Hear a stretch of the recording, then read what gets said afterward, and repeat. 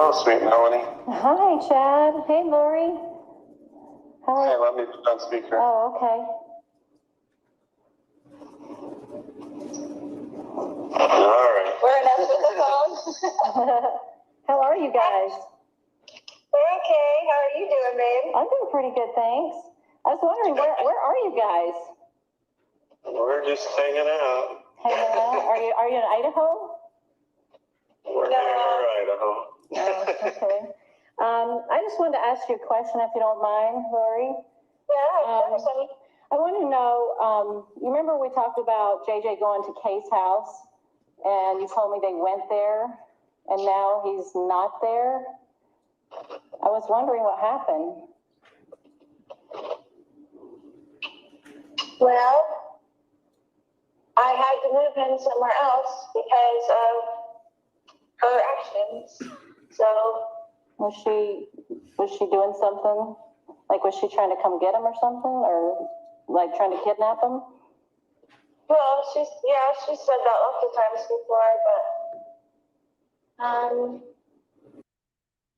Hey guys, welcome to True Crime Rocket Science. I mean, things don't get more authentic than being in court, and you know, all the characters in these stories. The defendant is sort of literally right in front of you, basically, I don't know, 2-3 meters in front of you. You can see her face, you can see her eyes, you can see you know, the little things that she's doing. She did quite a lot of self-soothing while I was watching. Quite a lot of you know, she was sitting in a chair that sort of swivels, and she's doing quite a lot of that. But it's definitely pretty authentic when you in the courtroom, you're seeing the lawyers that you would normally see in news stories. You see them right in front of you, you hear them, you see how they interact with one another and within the court scenario. And then you also kind of get a global sense of the whole thing. You see the defendant sitting somewhere, prosecutor sitting somewhere, members of the public sitting somewhere, Larry and Kay also part of the whole thing.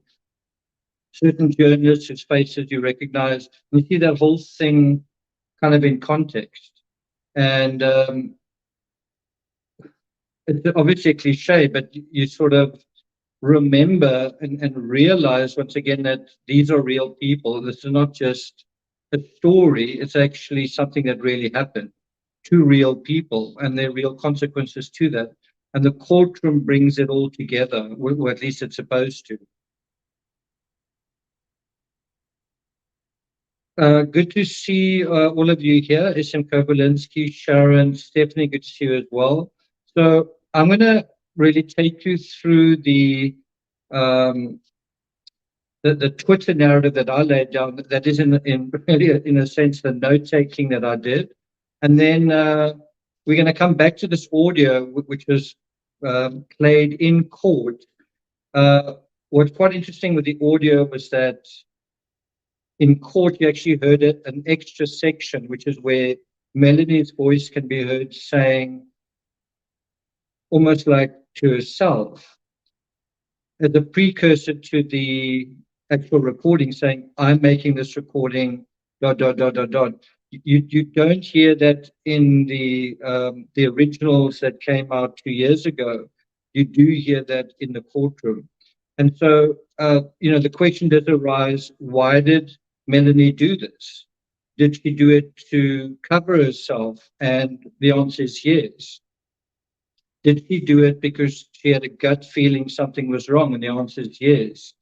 And so all of that is addressed. So, you know, one thing that this case really needed was someone to confront Laurie. Now you might say, yeah, you know, someone needed to confront Laurie, but a lot of people who did died. Charles VALLOW died. Her own children died. Alex Cox died. Someone who was just perceived potentially as a threat, like Tammy Daybell, possibly perceived as a threat, died as well. So you really want to put your hand up and say, Laurie, I'm starting to get a funny feeling about you. Well, if you do that, then Laurie might also get a funny feeling about you and say, you know what, I'm getting a feeling that you're going over to the dark side. You know, if you're on my side, you're on the light side. But if you're starting to get a funny feeling about me, I might start getting a funny feeling about you. And then what happens, right? So it's dangerous to confront Laurie, but that is what was needed here. And the tragedies that had happened so late, right? Terry said, I try to imagine what it would feel like to be plopped out of the sky into crazy town. So before I kind of get going with this, let me first just show you what you see on screen here. That is the ticket that you get to go into the overflow room. I've actually got it here. It's a little ticket. By the way, if you want to screenshot it and copy it, it's not going to work because it was only valid for today, April 13th. But I'll probably keep this. Maybe I'll even frame it. I was supposed to be in the overflow room, and during the break, it turned out that about 10 people hadn't showed up to the court, and so I was let into the, into the actual courtroom. Not my first time in court. I've been in a situation when I was writing books about Oscar Pistorius and triple axe murderer Henry von Breda, but it is my first time in an American court, and also where there's a jury present. And I suppose you would think that I would know this, but everyone stands when the judge comes in, and that's the same in South Africa. But the part that's a little bit of a surprise is everyone also stands when the jury comes in and when the jury goes out. And sometimes they go in and out quite a few times, every time you stand up. So, I mean, I guess I've seen it on television, but it's another thing to actually experience.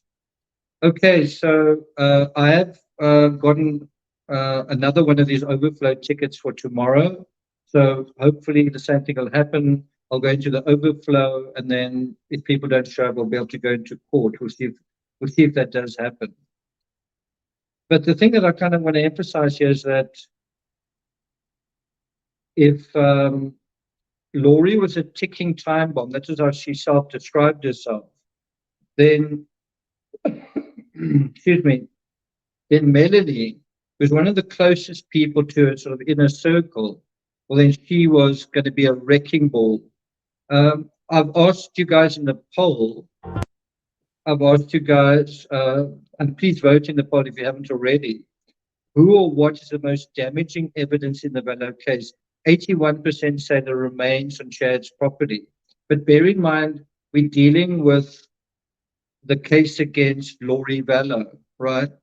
The case against Laurie VALLOW. So also, Laurie very likely didn't directly kill her own children or directly kill anybody. I don't think she killed Charles, right? So in order to piece together the very fuzzy, fluffy, amorphous, almost cerebral aspect of what was going on in Laurie's mind, what was going on in Laurie's circle of influence, what was actually going on, you've got very little to work with. And if you didn't have Melanie Gibb, you'd have, I would say, arguably nothing to work with or very little to work with. And so the fact that Melanie Gibb not only was sort of a best friend at a very critical time, like 2018, 2019, to the end of 2019, but also then fell out of the friendship and survived. She's one of the few people who came out of this who's very close to Laurie and lived to tell the tale. And it's really interesting seeing Laurie sitting there with a former best friend, talking about it, talking about things that Laurie believed that Melanie says she didn't believe or did believe or sometimes felt ambivalent about. And so how does Laurie react? Does Laurie look at Melanie? Does Melanie ever look towards her friend? Does Melanie feel betrayed? Does Laurie feel betrayed?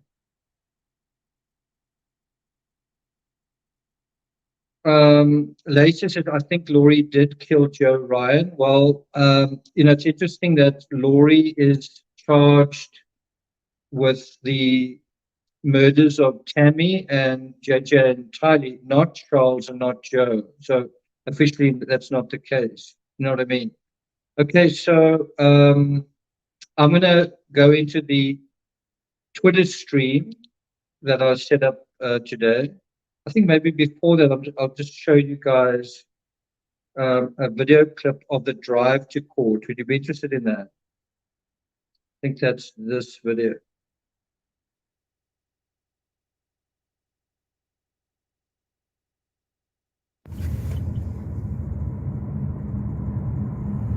Winter That's Wonderland. what the drive looked like today.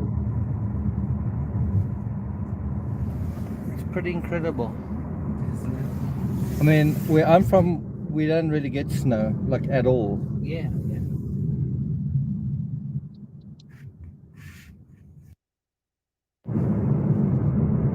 Wow. That's terrible.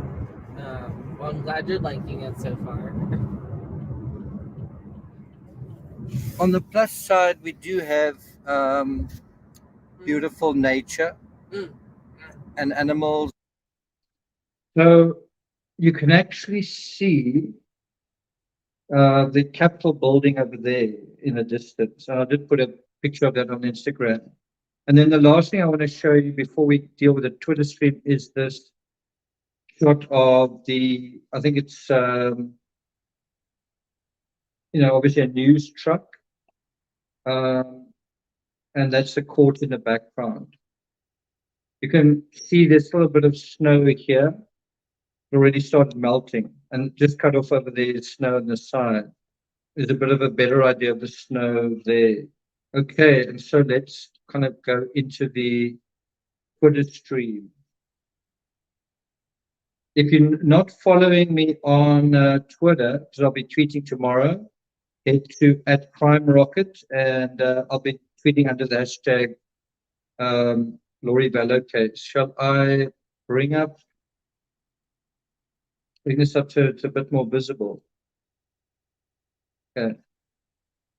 So yeah, it started off as a cold morning, and then this is basically the beginning. So I must say, inside the overflow room, it was only about 20% full. So I don't know if anyone is thinking of coming here, you're almost guaranteed of getting into the overflow room. It's quite comfortable. It's kind of like it feels in a way like another courtroom. The front part is like a courtroom, that the rear is like just a lot of seats. And there are big screens there, but what you see on the screens is actually very reduced. So you can't really make out. It's definitely not shot by Law and Crime or Court TV. It's sort of 4 squares and very little changes on them. So basically, in the overflow room, you're getting an audio feed with a very static, small sort of situation in terms of everything else.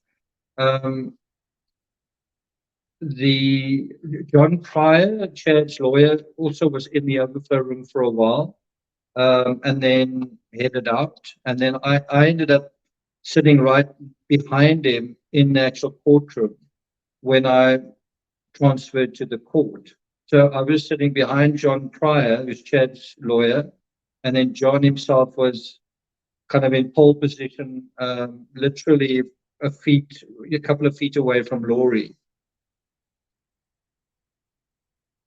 And I've got to say, it was bizarre being in this space, which is dedicated to facts and evidence. And, it's not speculation. It's not, I believe. It's not that person said something. It's, very fact-based. And hearing all of this talk about dark energy, casting spells or casting demons, zombies coming up over and over again. And then really at the end, listening to something I'd never heard before, Chad praying, praying a kind of a blessing onto Alex. That was really bizarre, just hearing the language there. And everyone sitting in the relatively secular space that a courtroom is, listening to, these almost strange sentiments being expressed. And of course, it's in the context of murder, triple murder at least. And I couldn't help kind of getting the sense that you see Laurie sitting there, she's got glasses on, and she looks harmless. But is she? Is she really harmless? Okay, so let's go through this.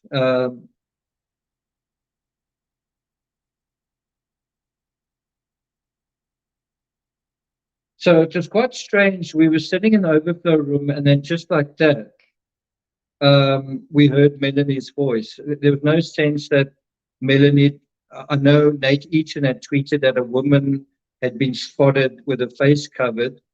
And ultimately, when I was in court and I saw Melanie firsthand, she was wearing a black blouse. I was really surprised at how thin and actually frail she looked. And also in a way, Laurie seemed shorter and also smaller than I expected. Laurie looked kind of scraggly and kind of haggard, but I guess when you're in jail, then that is how you do, you know, it's hard to come out of that looking like a pageant queen, right?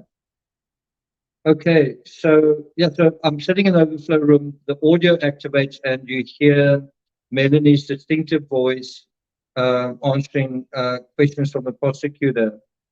And so this is how it starts. Did you ever meet Tylee? Where?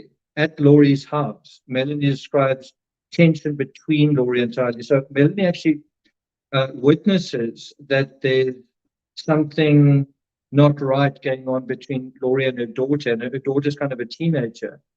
And someone made a wry comment afterwards, where I think the defense lawyer had said, you know, questioned, you know, how well Melanie had gotten along with Tylee, and then the comment was made, you know, well, she's a teenager, kind of thing.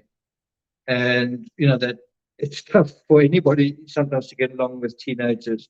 But it seems like Tylee didn't like Melanie, and Melanie knew that. Why do you think that is? Why do you think Tylee may have had a specific, and I don't mean an irrational teenage dislike of a stranger. I mean, what do you think could be a rational reason why Tylee may not have liked Melanie? What do you think that could be? Any thoughts on that? Mel says Laurie has aged a lot since she's been in custody. Yeah, it's quite a fall from grace from goddess to defendant.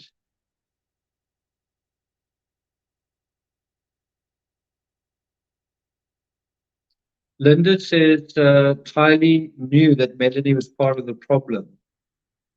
What do you mean? Part of what problem? Gloria says maybe she thought Melanie was a bad influence on her mother. I like that answer. Zircon says believing the crazy talk. Erica says she was part of this darkness she was losing her mom to. Mel says, I think Tylee couldn't stand the fact that Melanie worshipped her mom. Paige said Tylee was not buying into the cult, but going into the adults. And so you kind of get the sense that Tylee possibly was right, that Tylee was right to, how can I put it, be doubtful, suspicious, second guessing of this weird, some people would call it mumbo jumbo going on, and didn't like also what impact that had on her. So all of the, let's call it holier than thou stuff, all that moralizing, you know, so Laurie might speak to this person or that person, and then all of that stuff got lumped onto her. So she may have experienced that directly, and of course, when Tylee ends up dead, you can see just how directly it did impact her. Stephanie said Tylee knew Melanie was a bad influence. Her mom changed after befriending her new bestie, right? So I tend to agree with all of what you guys have said, is that I think Tylee didn't like Melanie because Melanie was changing her mother and changing, because you're changing her mother's beliefs. Her mother was changing in front of her eyes. Her mother was transforming into a crazy person in a sense, and she didn't like that. Well, who would? Who would? And I can tell you, I had that experience myself where my own mother went into kind of radical end times. Like she could only talk about Revelation. She could only talk about the end of the world. She could only talk about the rapture. And then you kind of started to realize this person who she's constantly talking to, this person who she's constantly praying with, that church that she's going to, that's actually, what's the word? Like a toxin, a toxic influence. And so obviously you don't like all of that. You know what I mean? It's changing someone. They are the agents kind of change, you know. And so you kind of actually want to give Tylee the thumbs up to say you were right. You were right to not welcome this person into your home. And now, of course, some people see Melanie as the hero, and it is to a credit that she's going to be helping the prosecution's case. But the other side of it is she could maybe have done more. She could have woken up earlier. She could have thought particularly earlier, so anyway. Stephanie says Melanie was a threat and Tylee's instinct was spot on. Stephanie says, I don't like Melanie. Okay. I give Melanie credit that she seems to have seen the light in a way. Yeah. Okay, so let's continue. So Melanie described Laurie being very distracted when interacting with JJ, just distracted a lot.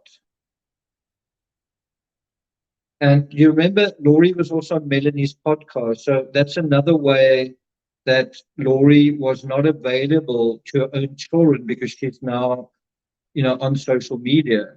And I can tell you, I'm sort of involved in social media quite a lot, and I've had a girlfriend being upset by my lack of availability, right? Whereas Laurie has got 2 kids. You can imagine just how distracted she is. It's not just the social media aspect, in other words, the podcast. She's also starting to have an affair with another man, which she shouldn't be doing. She's also doing all the things related to that, traveling, staying over, all that kind of thing. So she is distracted. And so you can imagine all of this is bad news for the kids. The amount of time that she's spending apart from the kids or distracted from the kids is potentially a precursor to, we're not connected anyway, and they're zombies, so if they die, I'm not going to miss them. In other words, what I'm trying to compare it to, being distracted a lot and being disconnected from the kids. Remember, Chris Watts spent 5 weeks separated from his kids. And I would wager that if that didn't take place, he wouldn't have been able to take the next step. Do you know what I mean? If you don't have that period of emotional detachment, emotional coldness, emotional distraction, it's very hard to just turn into another person and do whatever happened here. Do you know what I mean? You even had it in the Scott Peterson case. I've written 3 books about that, where Scott also he became indifferent, cold towards Lacey. And so you have the same thing here with Laurie. She's distracted a lot. And so when she starts feeling irritated by her children, and Chad gives her the license to say, oh, well, they're dark energy, and Tylee's actually been a zombie for years. You're doing them a favor. Well, it's not so hard to do because you emotionally invested in someone else already. You emotionally invested in something else already, right? Stephanie says, Colby is lucky that Chad and Laurie got locked up. He was likely next since they said he was turning dark. Yeah. Okay. what I found quite strange while I was sitting there, what was the sort of weird idea of, so this person's turning dark, and this person now serves Satan, and Satan is now going to destroy their lives. Satan's going to destroy this person in a car crash. And it's like, so you killing that person, how is that God's work and not Satan's work? You know, surely God's work is saving a person. Surely God's work is helping a person, loving a person, not condemning a person and saying, oh, are you evil? Well, then it's my job to kill you. You know what I mean? So it seemed this warped way of saying this is God's work when it's actually like the devil's work. Oh, you're an evil spirit, so I now the right to kill you. In brackets, also I'm feeling a bit irritated by you and you don't support me. Oh, okay. You know what I mean? So it seems very simplistic. Okay, let's continue. The other thing I thought was quite interesting is she said that they live 20 minutes apart. So you can imagine from the kid's perspective, Melanie coming over constantly, you know, her mother being on the phone with Melanie all the time. All the way from January to July, Laurie moved around several times, and Melanie stayed in contact through this time. I've got to tell you, in so many of the cases I've covered, physical dislocation seems to play a role in crimes. What I mean is, it's someone who's not only disconnected from other people, but there's also physical disconnection in terms of place, and that seems to make people vulnerable to acting in a irresponsible way. Think about Chris Watts and Shanann, and them being physically separated, and also Chris Watts going to Myrtle Beach and all that whole thing. Think about John Benet Ramsey, you know, them living in was it Atlanta and then moving to Boulder, but the whole move to Boulder. Think about Amanda Knox going to Perugia, Italy.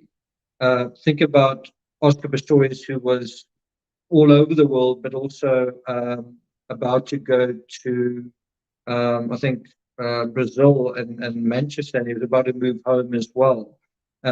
His girlfriend was also not living in her own home. All of these physical dislocations lead to emotional dislocation as well. Think about the Murdoch case and Maggie Murdoch living in another house, and you know, some of the kids no longer living at home as well. You know, busted, moved out. I'm just trying to think of other cases. Think of the physical dislocation in terms of the Idaho case, in terms of Brian Koberger going from Pennsylvania to Washington State. All of that kind of has a potentially traumatic impact on someone, right? You feel disconnected, and if you don't have a strong sense of identity, you can feel imperiled. And so Laurie was moving around a lot as well. Okay, so let's go on. Were you there? Sorry, a bit of a typo. Were you there when they first met? In other words, when Chad and Laurie first met? I believe so. I was with her the whole time.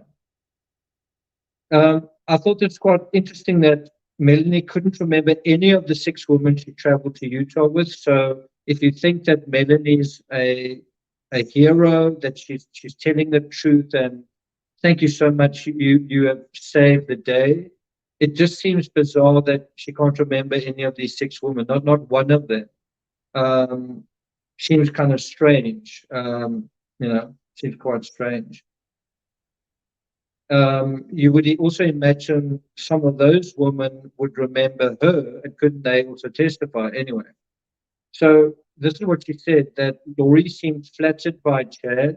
She was flirty. Bear in mind, she was married at this point with Charles. They were very friendly to each other. Then she said, have you read any of his books? I have. Had Laurie, she had, but not all of them.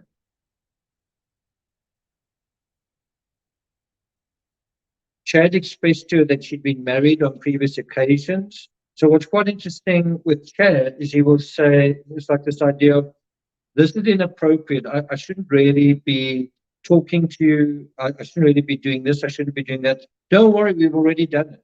We've already been married. Oh, okay, so, you know, and you kind of had the same thing with what Chad said to Laurie about Tylee. Is Tylee a zombie? No, she's been a zombie since she was 12 years old. You know, don't really get, what's the word? Don't be shocked by this idea that she's a zombie. She's actually been a zombie for years. Oh, okay, I understand. In other words, Chad sort of plays with time, that he's sort of this godlike figure, and he's able to just, you know, do all of that kind of thing. You get a sense of just how smarmy and manipulative Chad is. He seems like a harmless teddy bear, but you get a real sense of what a smarmy, sly person he seems to be when he does this blessing of Alex, right? Where he tells Alex, you've had 5 lives and you've got 9 angels doing whatever, you know what I mean? You just get a sense also that when you look at Chad, he seems like a harmless guy, but when you hear him in action, like as a religious teacher, the kinds of things he says is pretty over the top. He says to Alex, he says, the whole world will know what you've done, meaning in a good way, and all sorts of other things. So we'll get to that as well.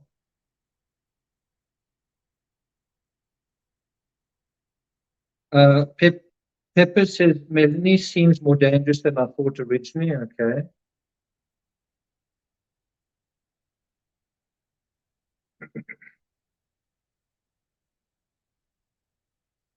So just bear in mind those making comments. Chad is innocent until proven guilty. Chad, and this is also a discussion about Laurie. It's also the same thing there. We're trying to interrogate the case. We're not trying to say guilty, guilty, guilty. We're trying to say, where does the evidence lead us? So I don't want you guys to cross that line. You know what I'm saying? Okay, so let's continue. Do you think there's been immunity deals? I do. Yeah, I do. I see what you mean. Immunity with Chad, or immunity with the lawyers.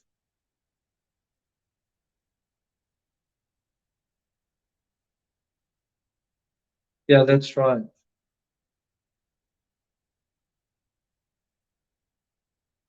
Hazel, I love that word, smarmy. Okay. Right, so let's continue. So I've just noted here that the defense made an objection, and I have to say, if you just talk about the raw contest between the prosecution and the defense, I thought the prosecution was a lot more eloquent. Lindsay Blake spoke clearly, spoke authoritatively, spoke effectively.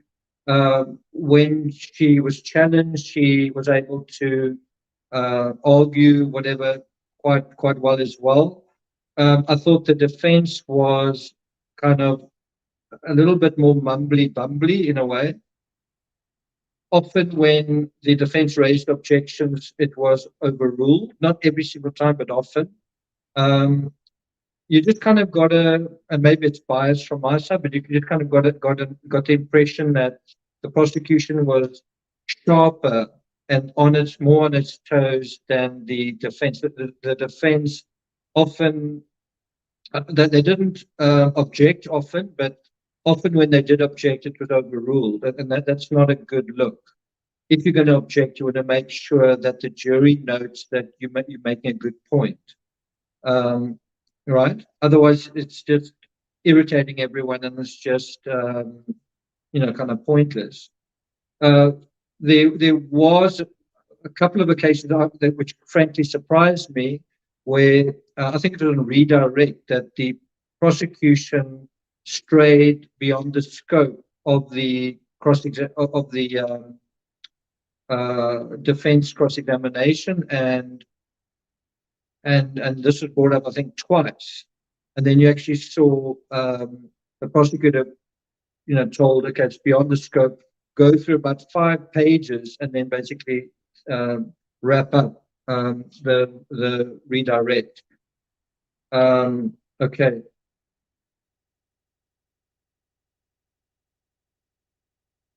So at this point, I was still in the overflow room. It was actually quite strange. Maybe I'm used to this position behind a monitor at a desk, but it's quite strange actually being eyeballed by certain people.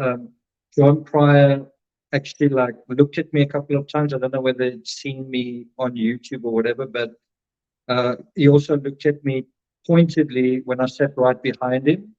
But it's possible that he was just looking at everyone that is around him because he's a lawyer and he's observing, on behalf of his client. So yeah, that's just kind of unnerving in a way. The other thing that I personally found quite interesting was having covered the Murdoch case for weeks and weeks and weeks, which is kind of all about stodgy white guys, right? I quite like Trajan Waters, but everyone else seems pretty sort of stodgy. I mean, the judge is quite a colorful figure as well. I just mean he's a likable person, but Alex Murdoch isn't really. And anyway, so just interesting hearing 2 female voices sitting in that overflow room, basically feeling like there's no point actually looking at the screen and then just listening to the voices. And hearing these 2 female voices, both clear, eloquent, in a legal context, hearing these voices and hearing a woman asking another woman what she felt about her friend, a woman having an affair, and questions about infidelity and questions about being a mother and questions about her daughter. I just thought that was needed in this context. And so I think it would have played poorly if you had a male prosecutor in a friendly way, in a supportive way, not really supportive, but asking questions to Melanie about that kind of thing. I think it would come across slightly almost antagonistic, if you know what I mean. And so it really did seem like almost 2 women talking about relationships. And it seemed very accessible in a sense. It seemed, it certainly resonated with me.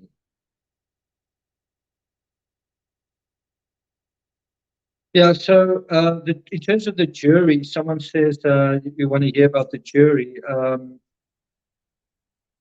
I really just noticed one particular juror who chewed gum the whole time. He seemed bored. He had his arms folded. He at times just stared up at the roof. He'd be looking at us.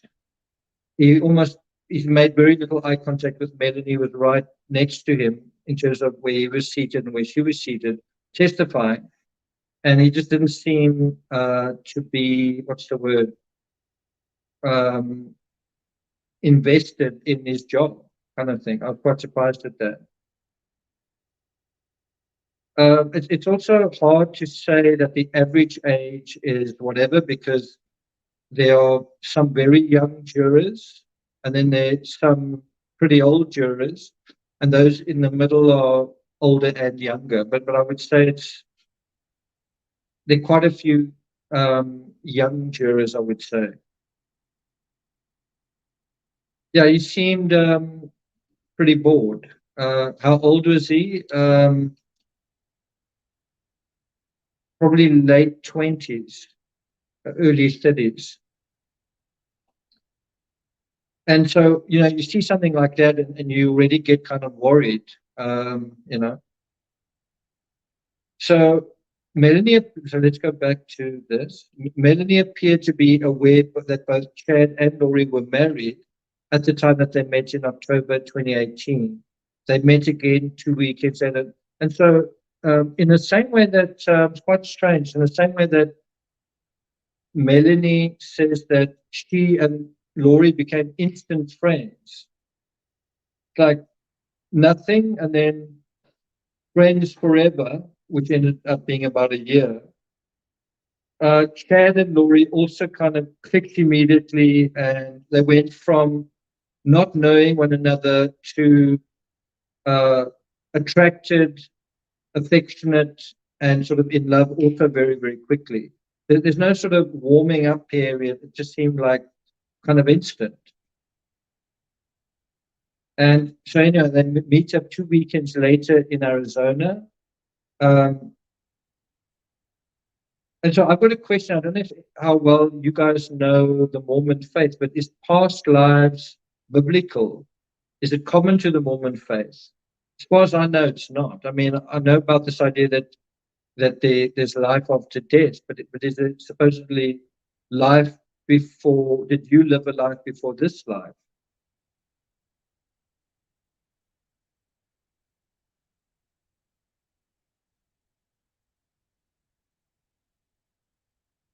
Yeah, there was quite a lot of eye rolling in court as well when the defense lawyer, John Thomas, I think that's his name, said, wasn't it just a hookup? And some people gasped, some people laughed.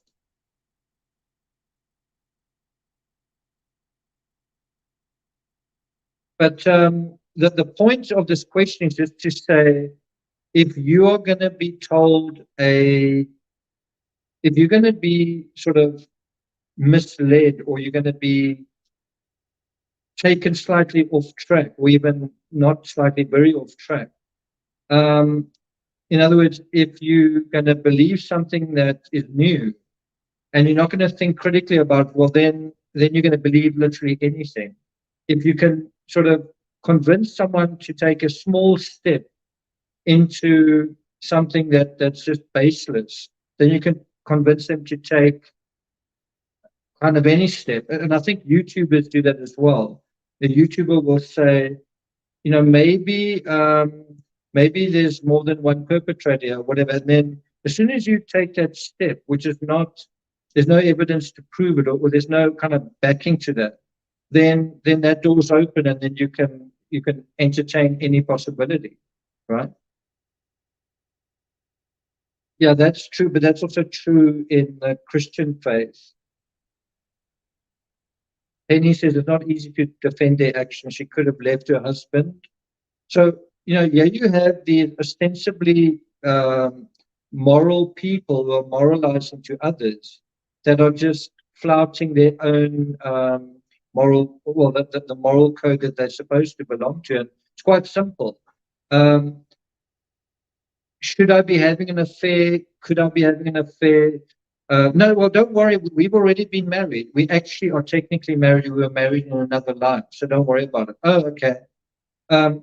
Is it okay if something happens to Tylee? Is it okay? Don't worry. She's been a zombie for many, many years. Oh, okay, fine. In other words, I don't need to think about it. Okay, so then Chad stays at Laurie's house in Arizona after meeting for the first time 2 weeks earlier. That's quite a rapid, Chad's quite a fast mover, right? He's already staying at her house. Now, bear in mind, she's married, and Charles is simply out of town. And I think you get a really strong sense, just in terms of the affair and all of that, how duplicitous someone can be. If you could be this duplicitous, in other words, someone's married and you cheating and surreptitiously doing things. Well, if you can do that, then you can also do that same kind of thing in other areas as well. And isn't that what happened here? Okay, let's continue. Did Laurie tell you how she felt toward Chad at that point? That's what the prosecutor asks. Melanie says she loved him. She felt affection towards him. So within 2 weeks, maybe even shorter, Laurie's in love. And we know that, she went on to marry him as well, even though she even went on to buy wedding rings while Tammy was still alive, right? And it's quite interesting how much emotion comes through in Melanie's voice. She sighs. It's got a bit of a gruffness to it. It's a little bit slowed down. And she now thinks about how she saw this relationship developing. And obviously, as this relationship develops, the danger to everyone around them increases, including to Melanie. So in other words, as this, what's the word? I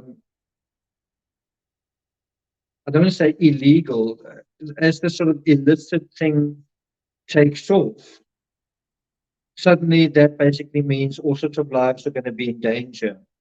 The kids, Tammy, Charles, Alex Cox, possibly as well, right?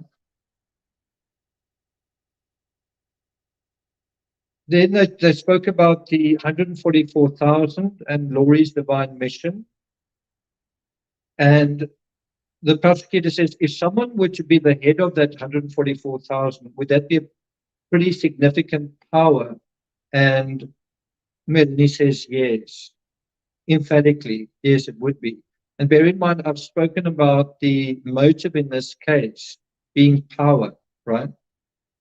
Within weeks after meeting Chad, Laurie was talking about the 144,000. Melanie talks about signing contracts with Satan. They are dog. This is where you're sitting in court and you're like, I can't really believe what we're talking about. It's so silly. Signing contracts, really. It's almost like 50 Shades of Grey, except it's 50 Shades of Crazy. Then she said, there are others who sign contracts with God who are like, I don't know whether it means literally signing contracts. I really don't know what that's about. Christine says, it's so exciting that you're attending the trial. Welcome to Idaho. Cool. Thanks a lot. Okay. Then I thought this was really effective from the prosecutor. She said, did the teachings about light and dark evolve over time? In other words, were they sort of making it up as they went along, right? In other words, it wasn't like Chad had some kind of revelation, and the revelation was sort of carved in stone, and then he met Laurie, and then things just sort of fell into place. And it's actually more like Chad pushes buttons, and Chad and Laurie seem to be what's the word? Pulling strings and testing boundaries as things are going along, right? And so the fact that it's evolving over time means as their relationship evolves, they seem to be making up their own gospel, and that's a totally different situation. And as we know, most belief systems are relatively static.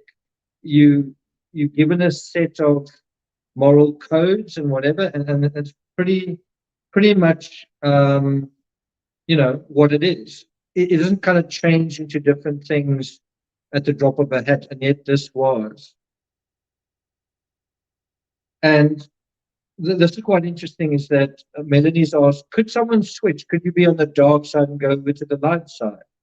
A little bit like, what's his name? Kylo Ren in the last, is it the Last Jedi? Or sorry, the Rise of Skywalker. Could someone switch from the light side to the dark? And so where that becomes quite dangerous is where someone is flicking that switch, where someone says, you're on the light side now. Oh, hold on, you did it, now you're on the dark side. But if you do that, you can go back to the light side. Okay, now you're on the light side, right? And so that is definitely a kind of a dangerous position to be in, especially if you say, well, if you're on the dark side, well, then we need to get rid of you. But it is quite interesting if you say, well, if you're on the dark side and you can switch back to the light side, then why did the children need to be killed? Couldn't they just be switched back? Oh, no. Tylee's been on the dark side since she was 12 years old. Oh, okay. she's lost. Oh, okay, I understand. Okay.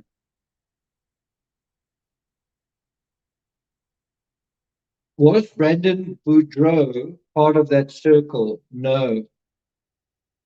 John Pryor, back in the overflow room, listening intently. And you do get the sense that John Pryor's present here because Melanie can be a very damaging witness to his client. And I want to now go to the poll. Make sure you vote in the poll if you haven't already. I want to go to the poll, and I just want to deal with this aspect. Who or what is the most damaging evidence in the VALLOW case? The question isn't who's the most damaging evidence in the Chad Daybell case, the VALLOW case, right? And most of you say the remains found on Chad's property, but bear in mind, Laurie didn't bury those remains. Laurie didn't, what's the word? Dig the holes, and Laurie probably didn't directly kill either Victorian as well. And so, although I think that's really important, because without their bodies, what could you really prove? In terms of this case, I mean, this is built on top of that. Melanie's inside track on Laurie and Chad is extremely damaging. It's extremely damaging. And I think it's damaging not only to Laurie, but it's also damaging to Chad. The kind of secret, the kind of secret ingredient in this case that is very hard to fathom is to sort of sit here to say, you know what, I think Laurie was thinking this. I think Laurie was doing this. I think this is what was going on in Laurie's mind. I think this is what is going on. It's very hard to do that in a custom-made belief system. And so what Melanie does is she demystifies all of that. She says, this is what I saw. This is what she said. This is what she believed. Did you believe that? No. Sometimes I believe that. Sometimes Laurie convinced me, but sometimes I doubt. And so she provides this very valuable intel into the meat and potatoes of this radical and to some extent ridiculous belief system, right? In other words, we are getting into the mind and the heart, but most important, this particular idiosyncratic spirituality of Laurie VALLOW. And basically the best person to tell us that, besides Chad, who probably wouldn't, is Melanie. And so in that respect, it's incredibly valuable. Okay, so let's continue.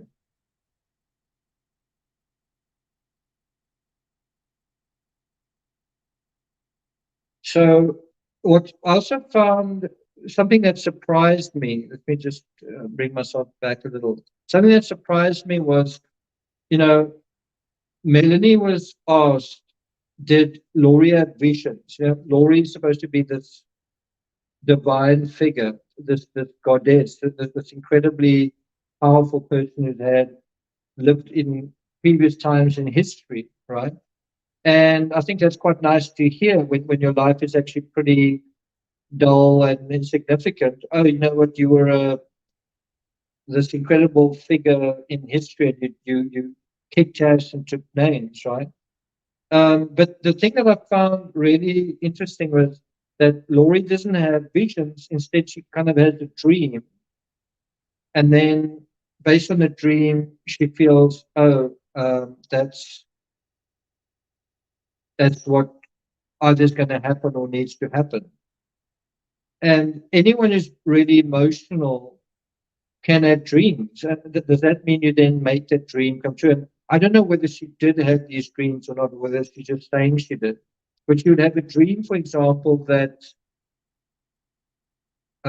she would have a dream, for example, that Charles and JJ die in a car accident, and then they don't die in a car accident. And then, she says to Melanie, you know what? I had a dream that Charles and JJ died. They are already dark, but I had a dream that they died.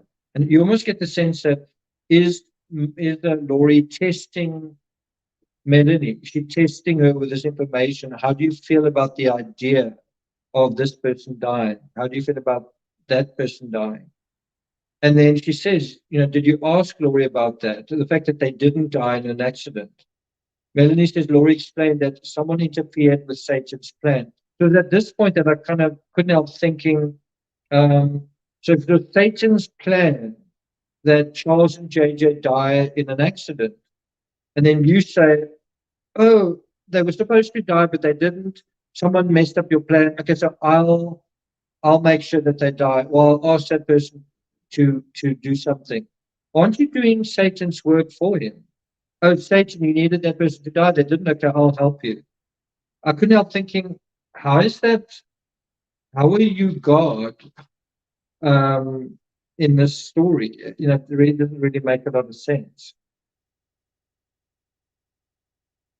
And he says, it seems Laurie was seduced by feeling special. Definitely. I think a lot of the religious, the fact that the thing that is very attractive about a lot of religious ideas, whatever the context, is that you belong, and that there's also a sense that you are valued. Just because you exist, you are valued, right?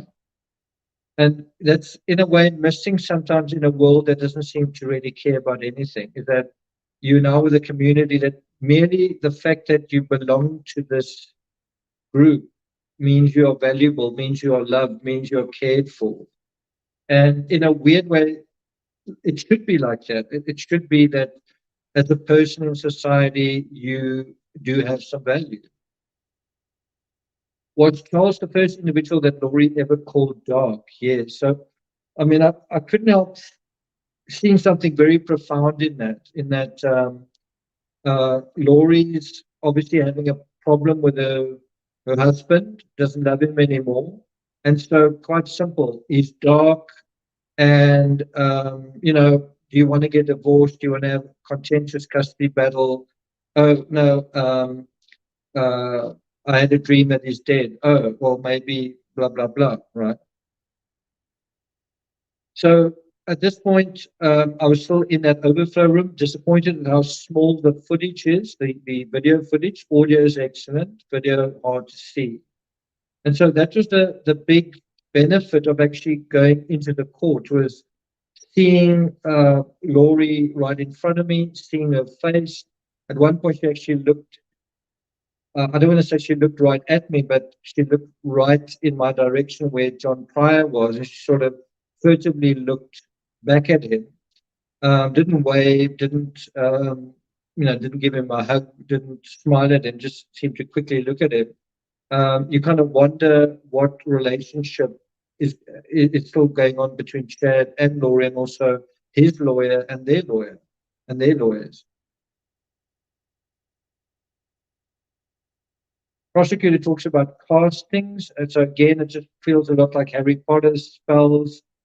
Melanie asked about the term zombie. And again, inside the courtroom, you are almost like shaking your head, like, I can't believe this is what we are here to talk about. And that's when you look at Laurie and you think, all of this silliness has actually brought us to this place. All of these silly thoughts and silly ideas. And you end up thinking, where did the critical thinking go in the story? What happened to critical thinking? So what does Mel Stiller say? The best way to get a divorce is to change the color of your spouse's soul. Well, in this context.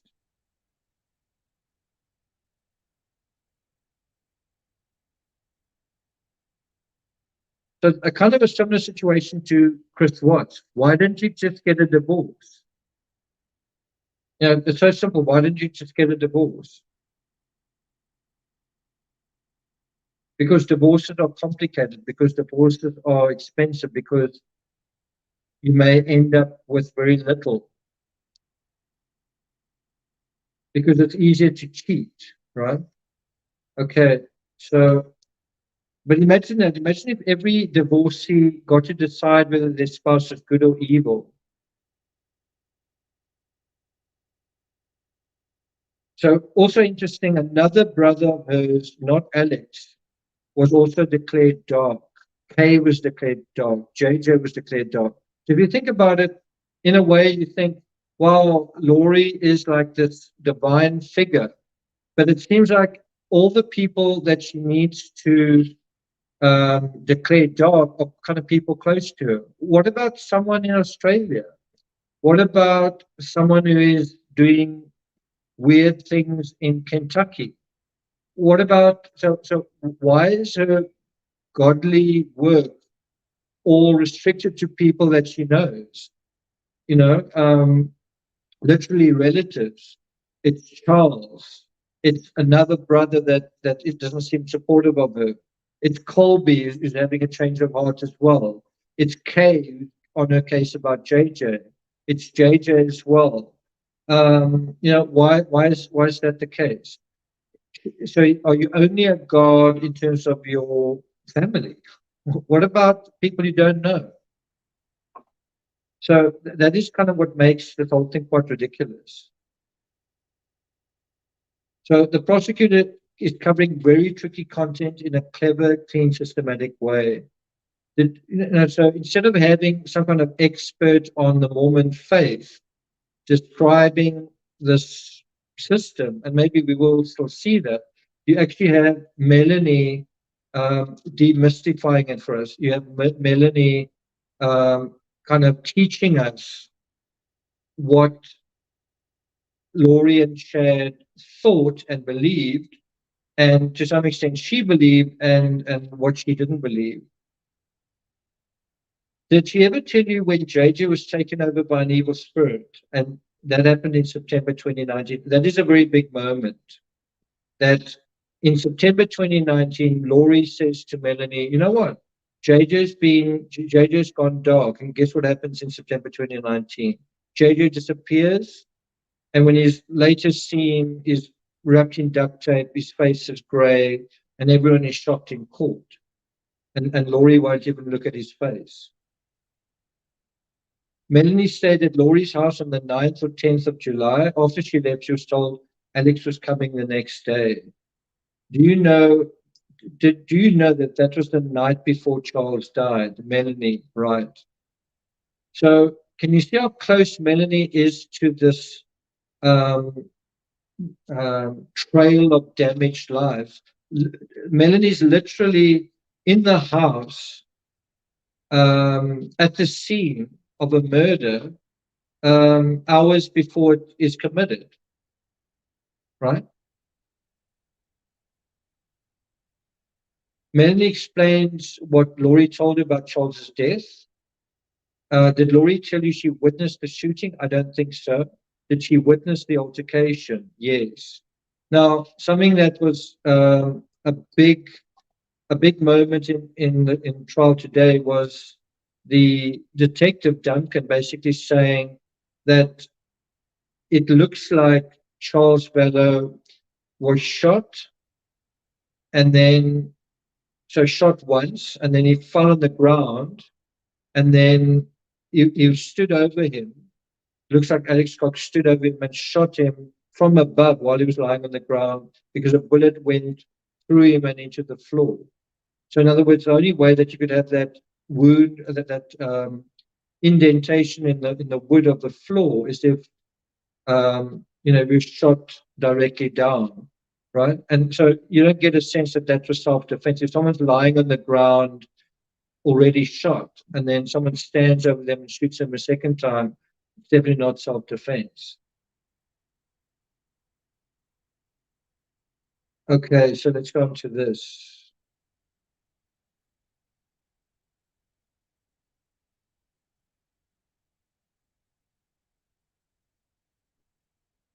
Yeah, that's a good point from Ben. Good memory. Okay.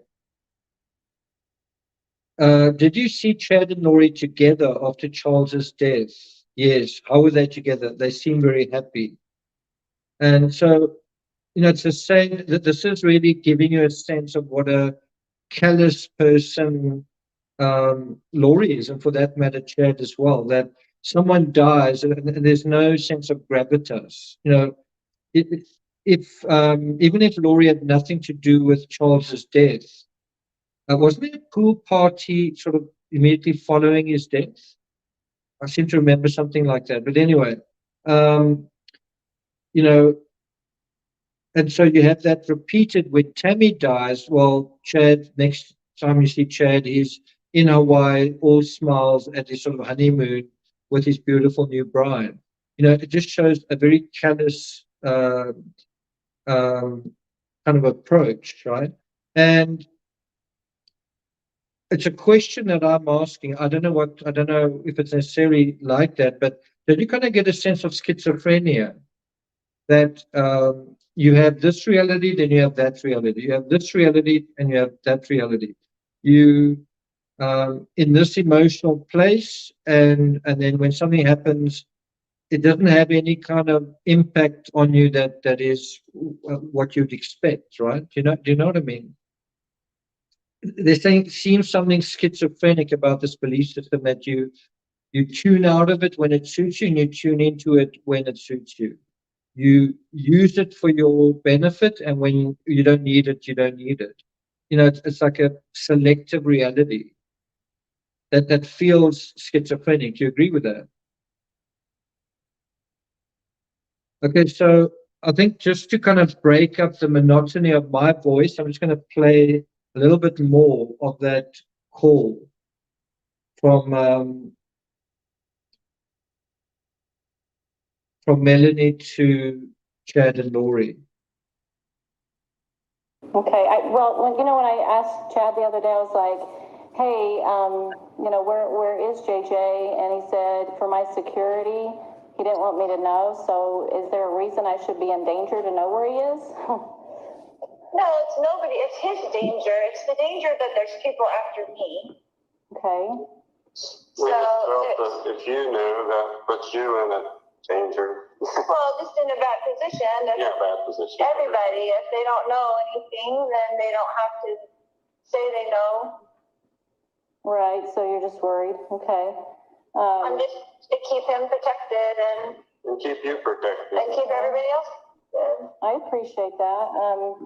Well, I was wondering why you told the police why he was with me.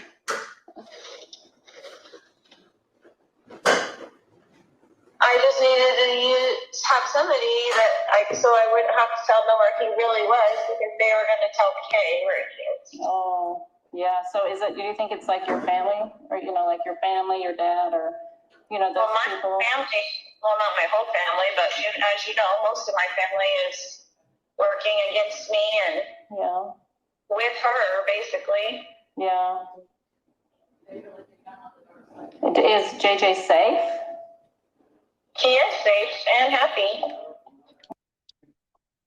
So, yeah, it's quite a big kind of moment. Is JJ safe? And so Laurie's confronting Melanie's confronting Laurie, and Laurie's answer is that he's safe. And I mean, is he safe? Is he safe in Chad's graveyard, on Chad's property in a grave, right? And so what I found quite compelling today, what sort of stood out to me in today's testimony, was the many instances where you got a real sense of Laurie lying, Laurie not telling the truth, Chad seeming to lie, Chad seeming to manipulate.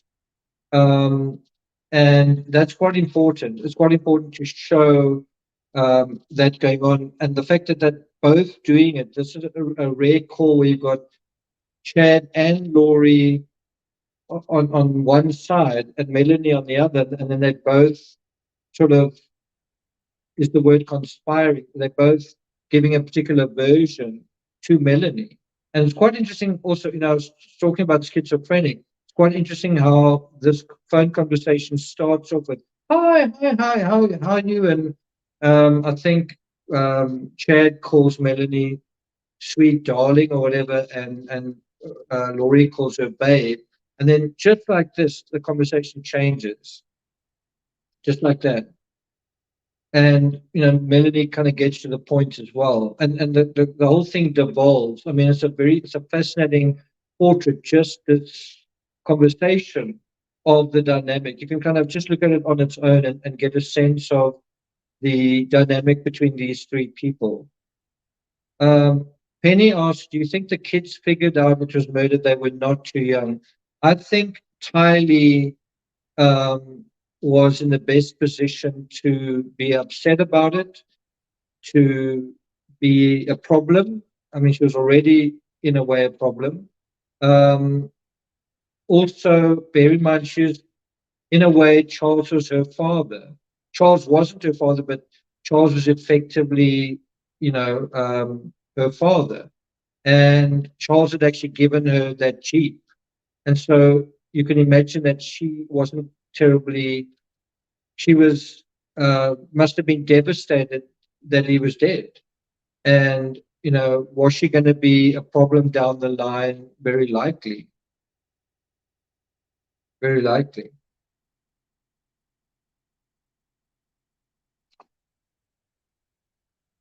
Okay.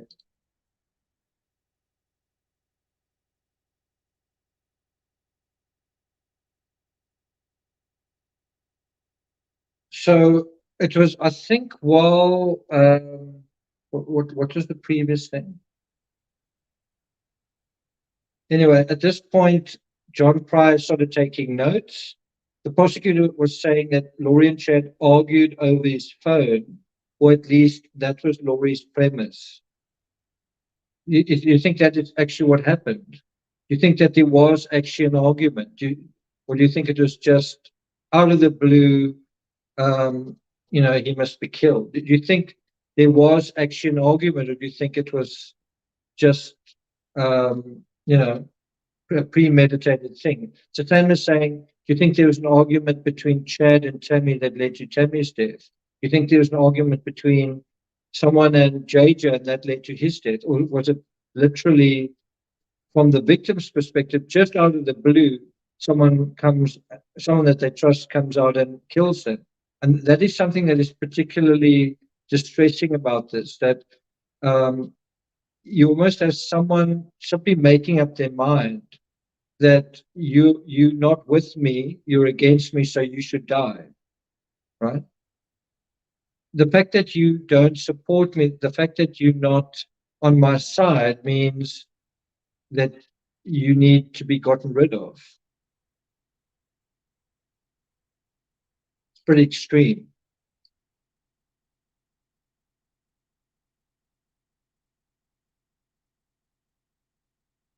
Yeah, you see it in true crime a lot as well. People who say someone is now in a better place. And I can tell you, if you really want to test that, if you were dead and in the ground and somebody said, you know what, you're in a much better place. You're happy where you are now. You think you'd want to lie on the ground and sort of look up and say, thanks, you're right, that is how I'm feeling. I'd rather be here than there, right? So, yeah, it's a bit patronizing for anyone to say they're now in a better place. It's something we say to make ourselves feel better. Yeah, that's true in terms of that. It's true in terms of that. Michelle says Tylee may have lied in the police interview to cover for Laurie or Alex. Okay. Okay, so let's go on to the next one.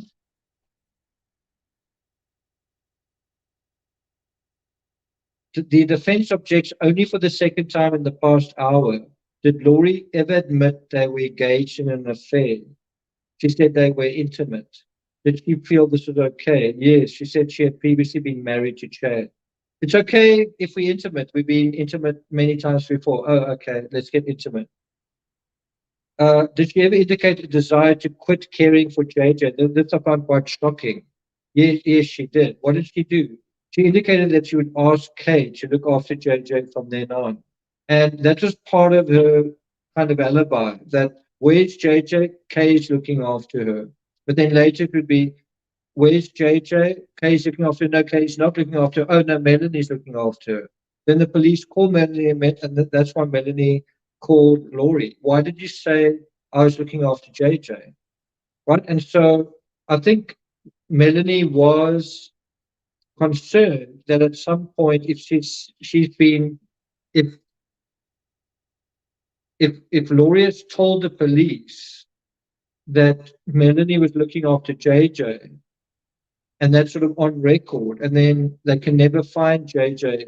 If Laurie doesn't deal with, if Melanie doesn't deal with the situation, Laurie can potentially say, you know what? Remember I said JJ was with Melanie? I've never actually seen JJ since then. You need to go and ask Melanie what happened. And so Melanie, I think, rightly realizes she is in danger and in trouble.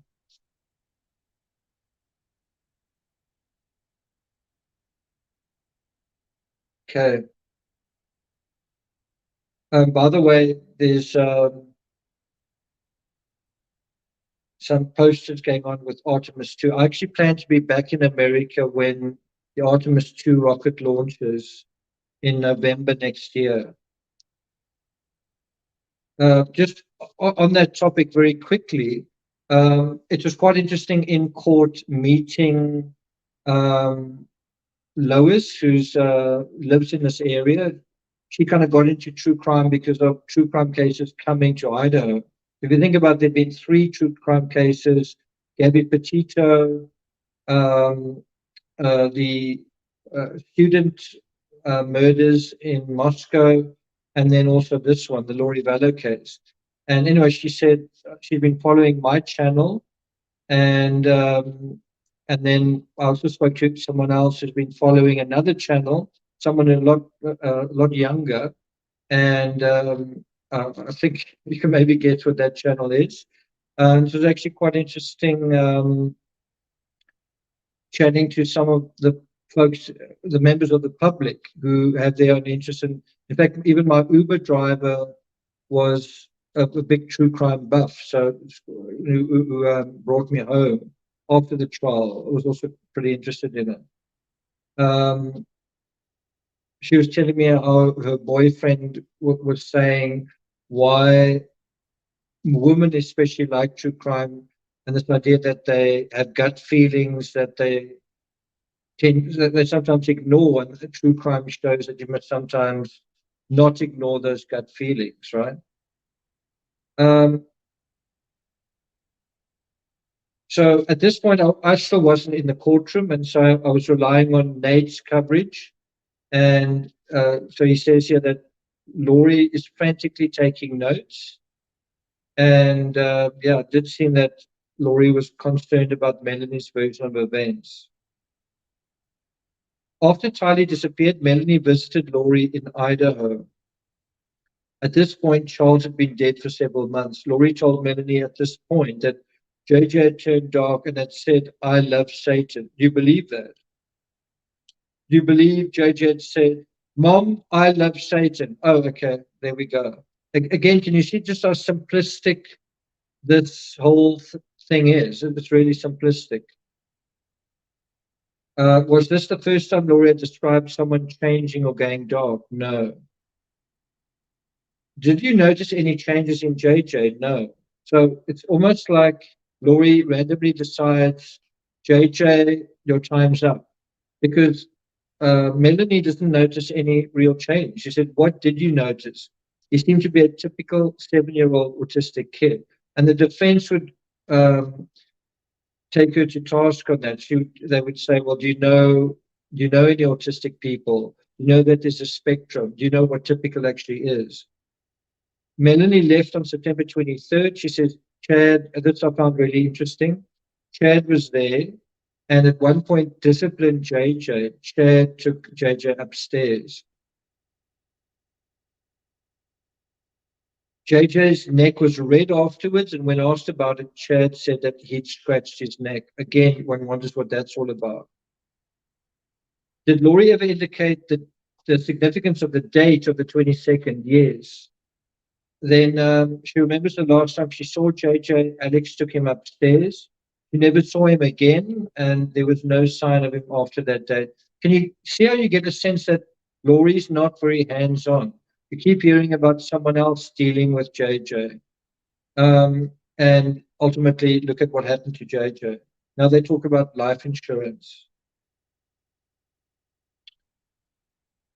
I think Laurie said she was afraid of Charles because he had a life insurance policy on Laurie.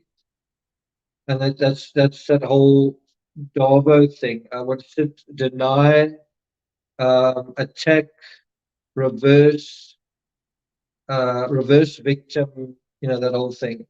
But I'm not sure if I misunderstood that part. I'm not quite sure if I misunderstood that part. Did you ever return to Idaho after September 22nd? No. Did you stay in contact with Laurie frequently? She corrects her to say occasionally. Melanie's asked if law enforcement contacted her. She says she initially didn't respond because she wasn't sure what to do. And, this is her kind of being honest about her lack of being somewhat uncooperative, somewhat cagey. It gives one a sense that Melanie's starting to figure out what's actually going on. Did you eventually talk to law enforcement? Yes. And this was a big moment. Melanie initially told law enforcement JJ was with her, but then not. So even Melanie lied. Even Melanie, Laurie did convince Melanie to lie, and then she told the truth, right? So you've got all of these people who are talking about Jesus and talking about the way, the truth, and the light, and then, but they're sort of lying to the police. She acknowledges to the court that JJ was actually never with her. In other words, she did what Laurie asked her to do, lie to law enforcement. Effectively, so I wonder whether a deal wasn't made with Melanie that if she didn't cooperate, she could actually be charged as a co-conspirator. Bear in mind, Laurie can be charged with first-degree murder without actually committing the murders. Well, what about Melanie? It's a question. And so at this point, Melanie could have actually helped in that phase of the whole thing, cover up the second or third murder in the sense of saying, yeah, JJ was with me, or I'm not going to tell you that JJ wasn't with me, or I'm not going to answer my phone. And now that's when we hear the 20-minute audio clip. So let's go back to that.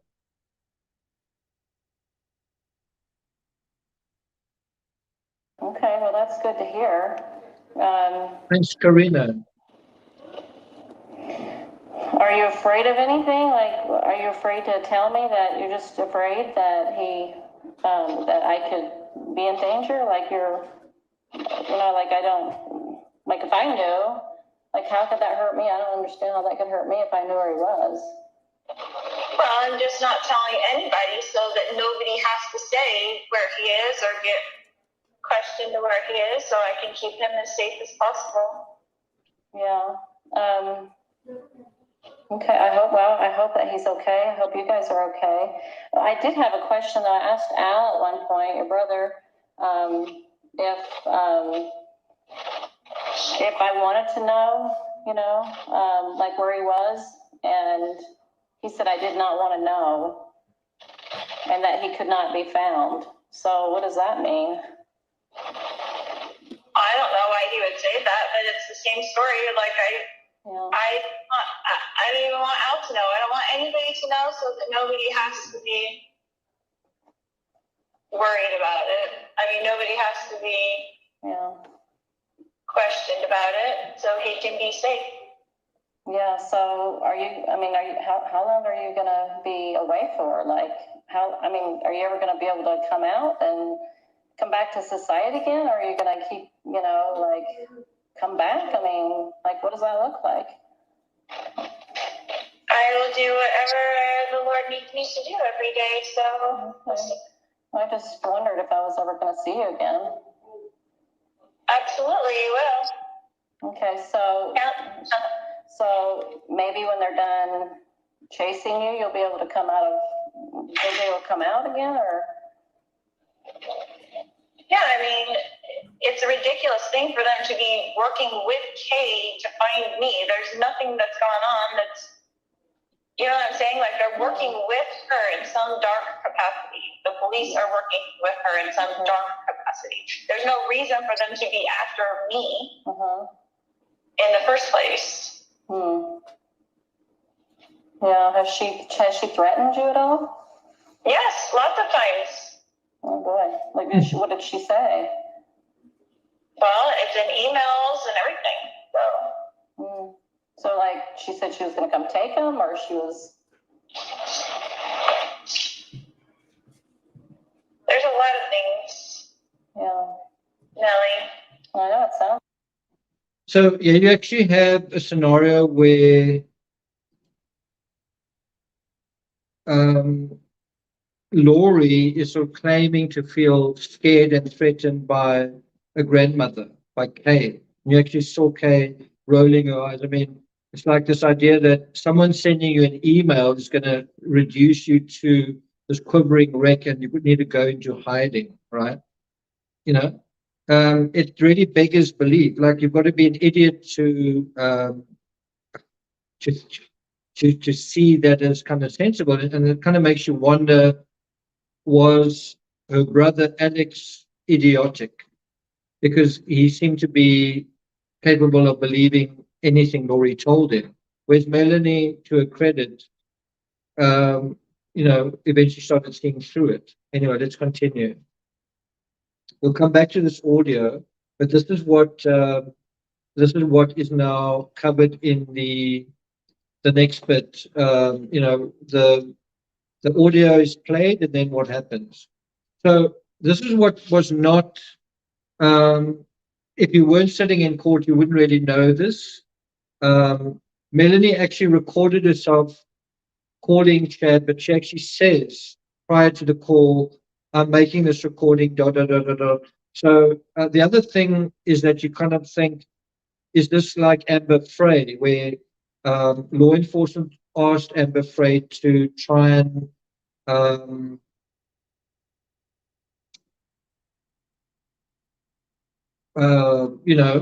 record Scott Peterson and get him to disclose information, and that is not. She's actually asked that. She's asked, "Did you do this because law enforcement asked you to?" And she says no. And then she's also asked, "Well, why did you do this?" And then the defense says, "Was this self-serving?" And then she addresses that. Okay, let's continue. So I'm just going to deal with what stood out to me in the recording. It just starts off very upbeat. Melanie gets to the point very quickly. What happened to JJ? Laurie pauses. She sounds cautious, and then they kind of get down to business. And she says, "I was wondering why you told the police he was with me." And she wants that on record because she wants to be able to have it on record that Laurie knows that that's not true and Laurie was trying to use or whatever. Laurie says JJ is safe and healthy. Melanie repeats, "Am I safe?" Laurie says she can't say where JJ is in order to keep everyone safe. It's almost like she's saying, if I can tell you, but I'd have to kill you. And I don't think that's a joke. I think that's not a joke. She says, "Are you ever going to come back to society?" Meaning, Laurie, are you going to come out of hiding? Are you ever going to just kind of be back in the land of the living? Am I going to see you again? Yeah. Has Kay threatened you at all? Yes, lots of times via email. Laurie, I promise I've done nothing wrong. And Chad is right there with her, not saying anything. Laurie asked Melanie whether she's recording the conversation. I find that quite interesting that Laurie knows Melanie quite well and knows the kind of way that she's asking things, knows the way that she's framing things. And so Laurie's not an emotionally stupid person, right? She's quite intuitive in a way. Melanie confronts it should be Laurie, and says, you would not tell the police I had JJ if you loved me. And she says, and this is where I give Melanie some kudos for saying, I believe you have been deceived by Satan. It doesn't feel like God's plan to me. That this doesn't sound like you. Oh, and so Laurie said, you know me, Mel, this doesn't sound like you. Melanie talks about Tammy and Charles dying, right? And this is when Chad jumps on and says how sick Tammy has been. And this is where you get a real sense of Chad not being the sweet, innocent teddy bear that he seems to be. He can also be manipulative. Chad is kind of in the background, doesn't make a peep until Tammy's name comes up. And then he tells her that Tammy's been sick. But Melanie says, I haven't been listening to my gut feel. Laurie says, you will be accountable for your knowledge. And so Melanie shoots back, so will you.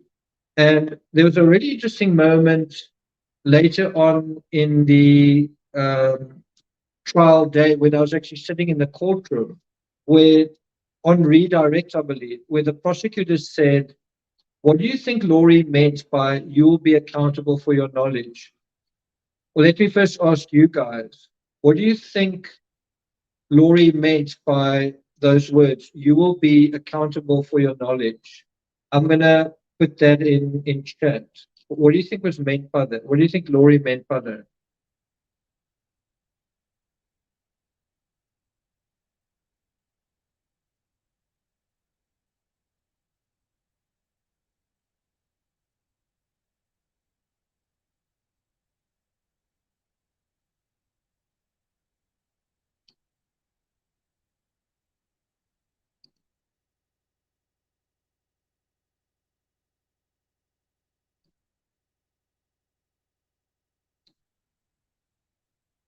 Weight Watchers, she will die. She's going to kill her.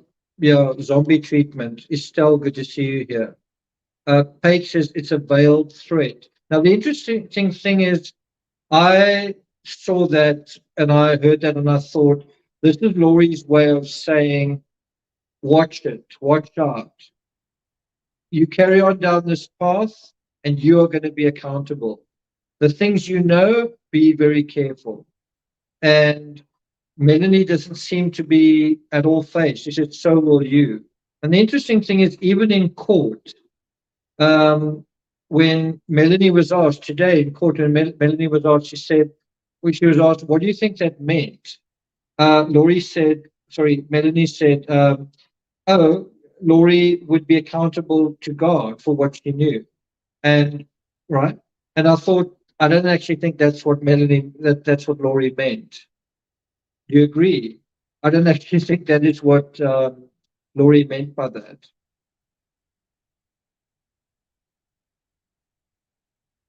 I think it was a warning. I think it was that you will be next, right? Hey, let's continue.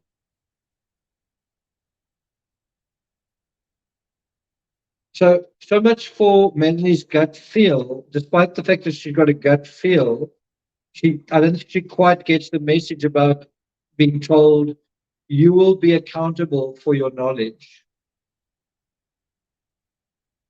Okay, Melanie, and I'm not quite sure I heard this properly. I think she meant WREST. She said, we can wrest the scriptures for our own vain purposes. So this is Melanie really confronting Laurie, right? She's calling Laurie's behavior, calling Laurie's actions, calling the whole affair, calling everything vain purposes. I'm doing it for myself. I'm doing it kind of out of my own narcissistic interest, if you know what I mean. And then Laurie says, how have I done that? And then Melanie says, I feel you have. Chad, meanwhile, remains quiet. Melanie says, this doesn't feel right. right? And so all of this is being put on the record. Melanie's recording it, and because it's so confrontational, Laurie starts smelling a rat. She starts feeling like, wow, something's going on here. And so she says, I'm sorry you feel that way, sweetheart. Laurie calls Melanie adversarial, and she is. So it's quite interesting how Laurie and Melanie are arguing the same or similar scriptures, but taking a diametrically opposite position on the right and wrong of it. And this gives you an idea of just how anyone can argue scriptures for their own purposes, where you say, I'm doing this, and the scripture says I should. I'm doing that because I believe that. Well, think about somebody else saying exactly the same thing. Melanie says, I'm asking questions, I'm troubled. You being with Chad while he's still married is unusual. And that is the bottom line to this whole thing. You should be asking questions. Tylee was probably asking questions. It's the whole thing with that we say over and over on this channel. Ask questions.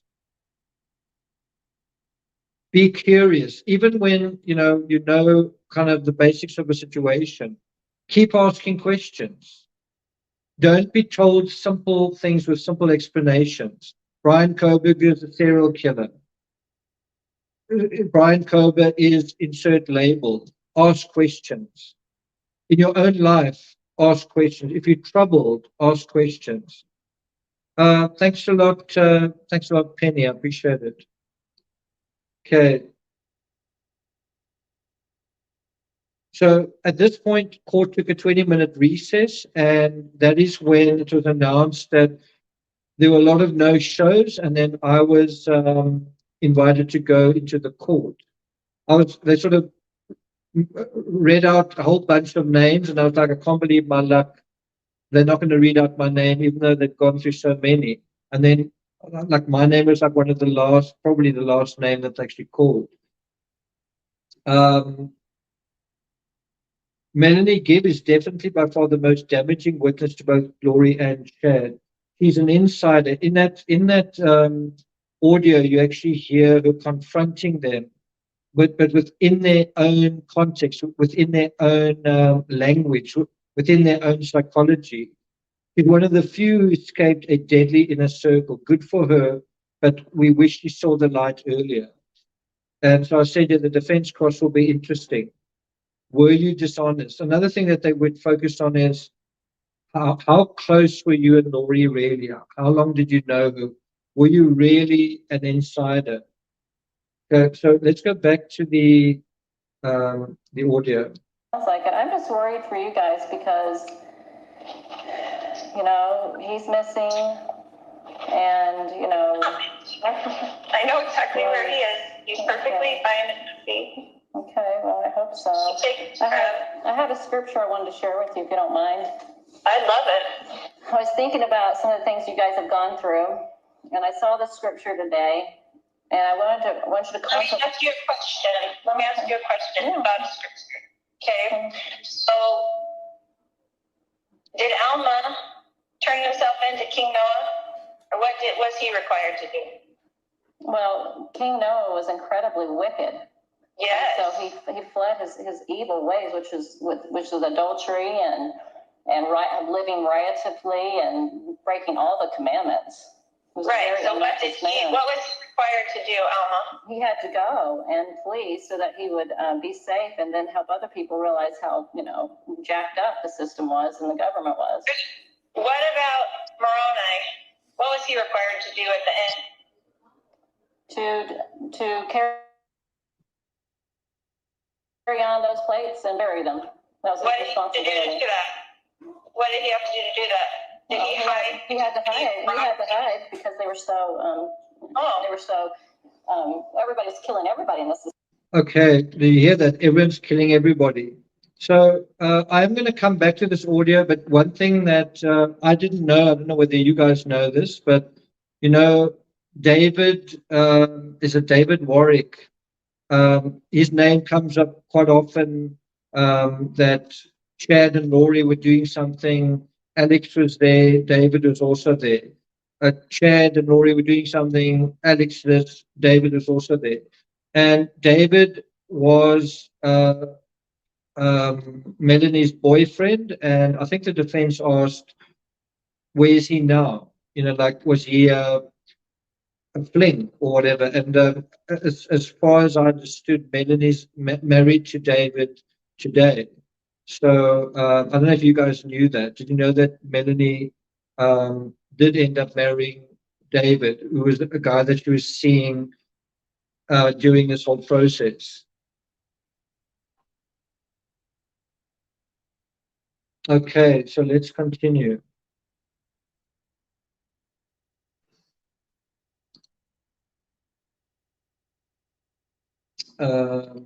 Okay, so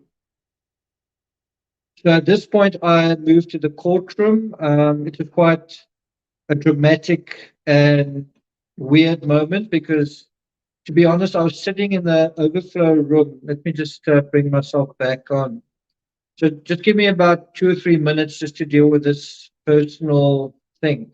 So I was actually sitting in the overflow room, and I had very little sleep. I had 2 or 3 hours sleep. I was again worried that I would miss my appointment. You know, you had to be at court at a certain time. I was also working right till the end, and it's quite hard to switch off when you've been doing that. And so I was feeling like I was struggling to actually stay awake. And I was thinking, should I just work until lunchtime and then go home? Because I might actually not be able to stay awake. And then I was so relieved when they called my name out and they said I must go up. My name was like the last name. Now that there was some people also in the overflow room who said they called out their name. You know, do you want to go into court? And there were about 5 people who said no, I don't want to go. They wanted to stay. Bear in mind, if you're in court, you can't just get up and leave. If you're in court, you can't go to the restroom when you want to. When you're in court, you stay in court. You don't talk. You know, it's that kind of situation. So because there were quite a few people also were asked, do you want to go into court? And they said they didn't want to go. That brought additional names into play. Anyway, I was quite pleased to be invited to go, but it was like I desperately also needed the restroom. So I was kind of falling asleep, but also needed the restroom. And so I went, as I exited the overflow room, I kind of said to the sort of officer, where's the restroom and can I go to the restroom? And then someone shouted at me from the front. They said, if you want to go to court, you've got to go now. You've got to be in there by 1:45. Once those doors close, you're going to lose your opportunity. And so I kind of basically just went straight to the courtroom, and I seriously needed the restroom, but I basically just, seized the opportunity. And it was like this, that's quite a tense thing is, okay, now you can go to court, but if you go to the restroom, then you might lose your chance. So you don't go to the restroom. But now you're sitting somewhere where you're not allowed to leave, right? So anyway, that's the situation. And so I was sitting in the second row, sitting really near to the front. What was quite strange was the entire gallery was packed, and there was a section open right in the front or near the front. And when I sort of approached quite an attractive lady that was sitting there, she said, no, I'm holding a place for someone.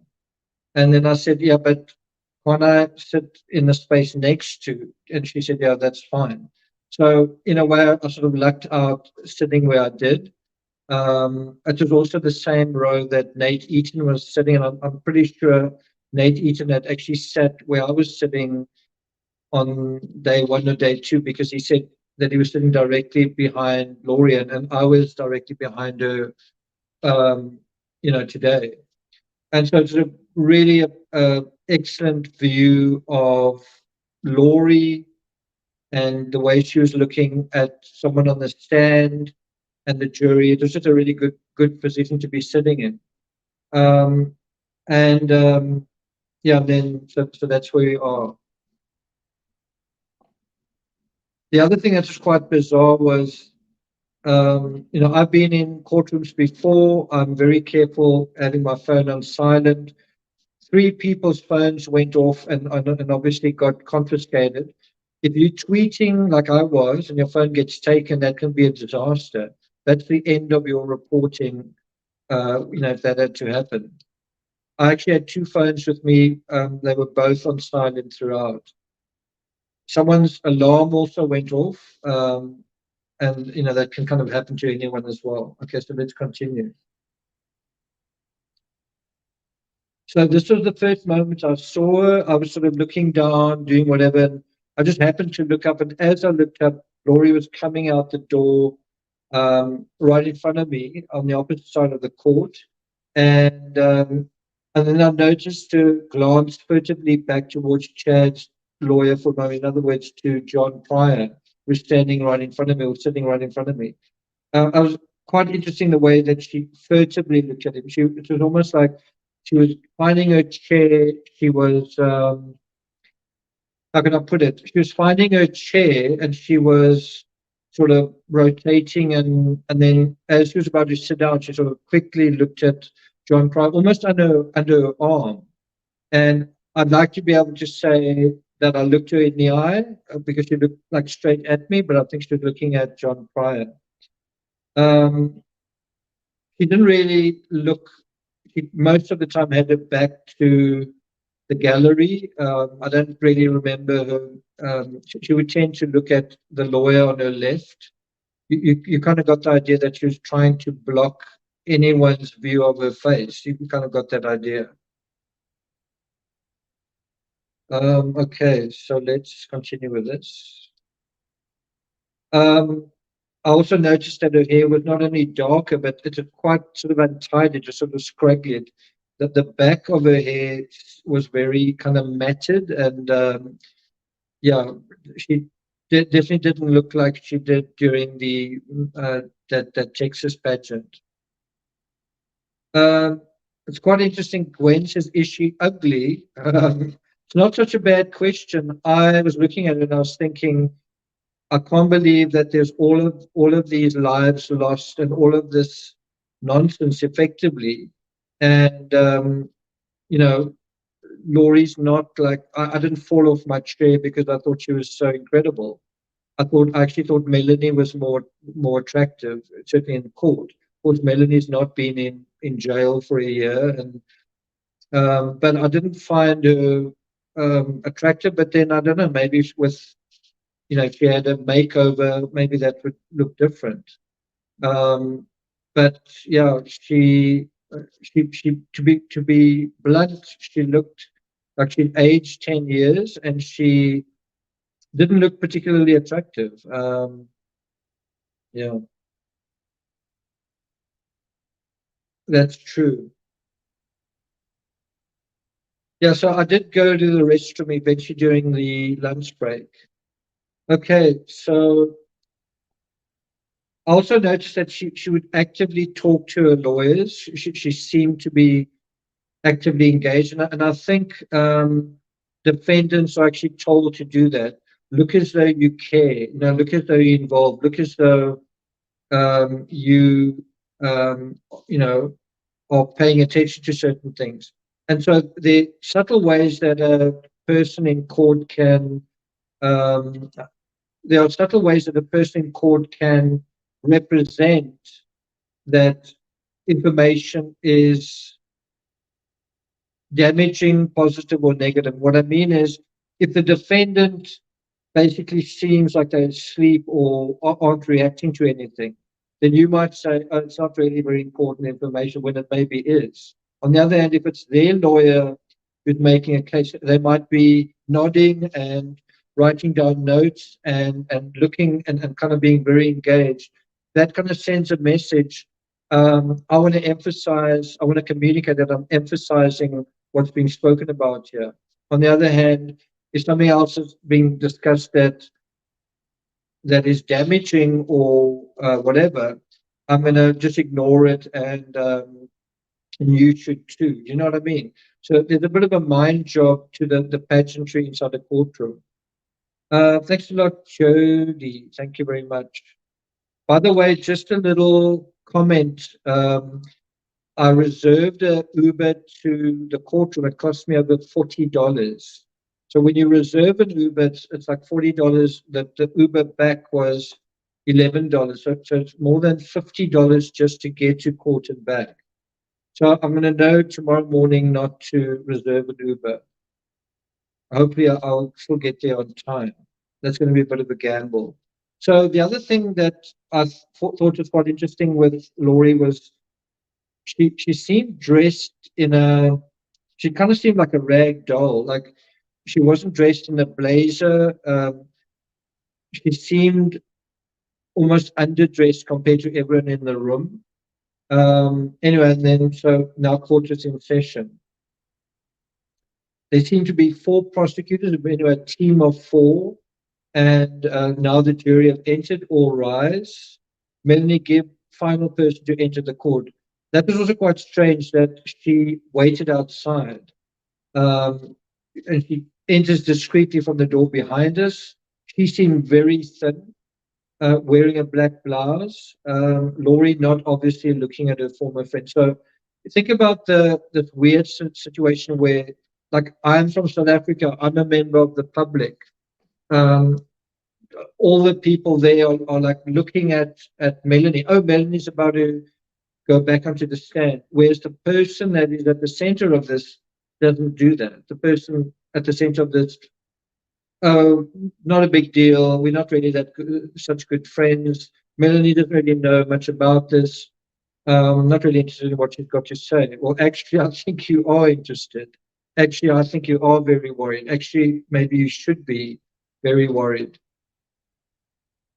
It's not hard to get an Uber. I just believe that when you reserve one, the price goes up like 4-fold. That's all.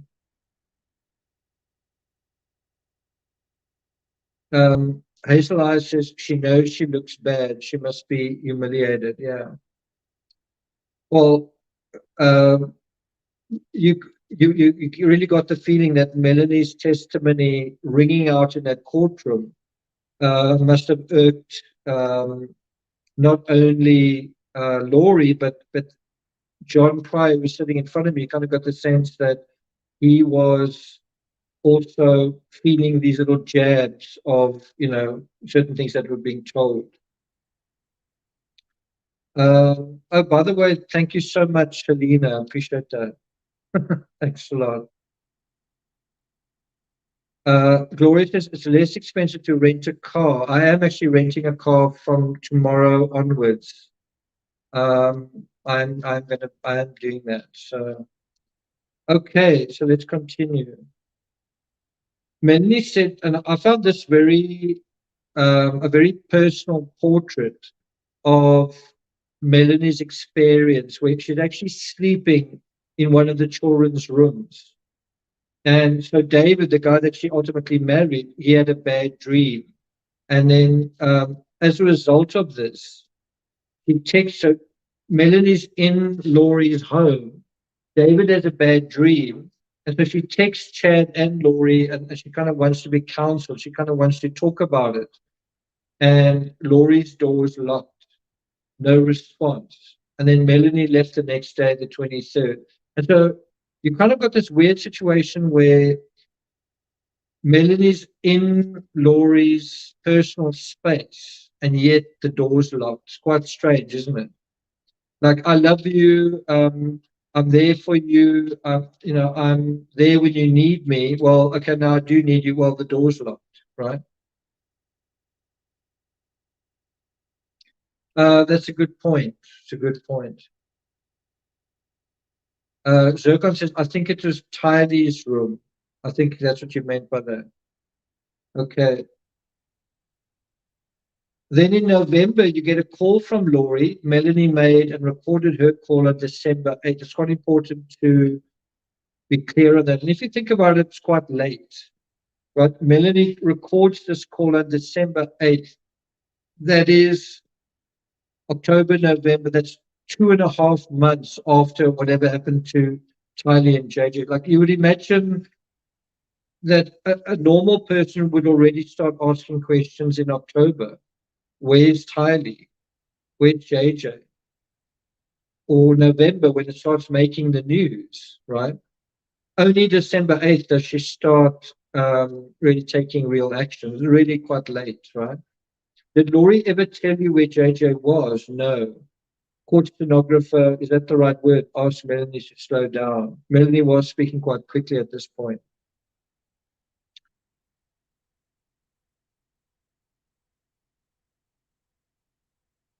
So this was my first real observation in court, looking at Laurie, and just trying to get a sense of her dynamic, in person. I noticed that Laurie didn't look at Melanie. Melanie didn't look at her. She would occasionally shake her head. That's quite a good way of saying that's bullshit. No, I don't agree with that or whatever. She didn't do it often, and she didn't do it in a way that really got your attention, but there would be some subtle things like that.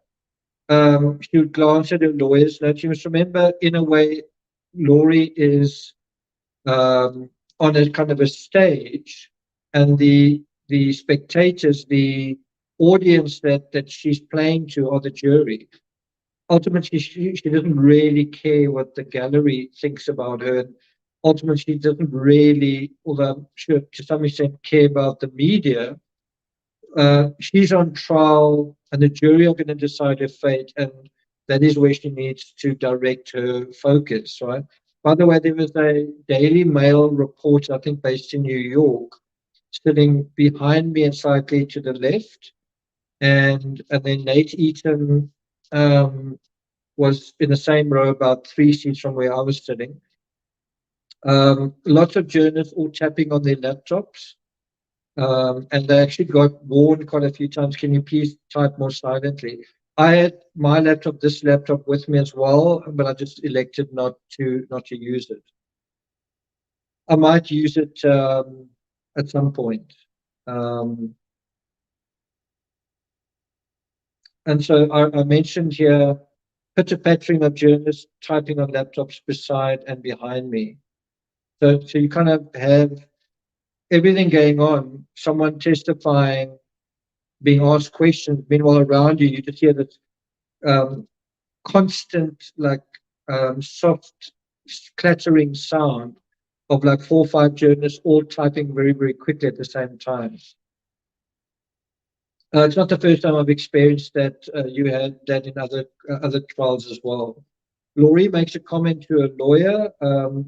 Melanie, meanwhile, says, I asked her what happened to Tammy. In other words, I asked Laurie what happened to Tammy.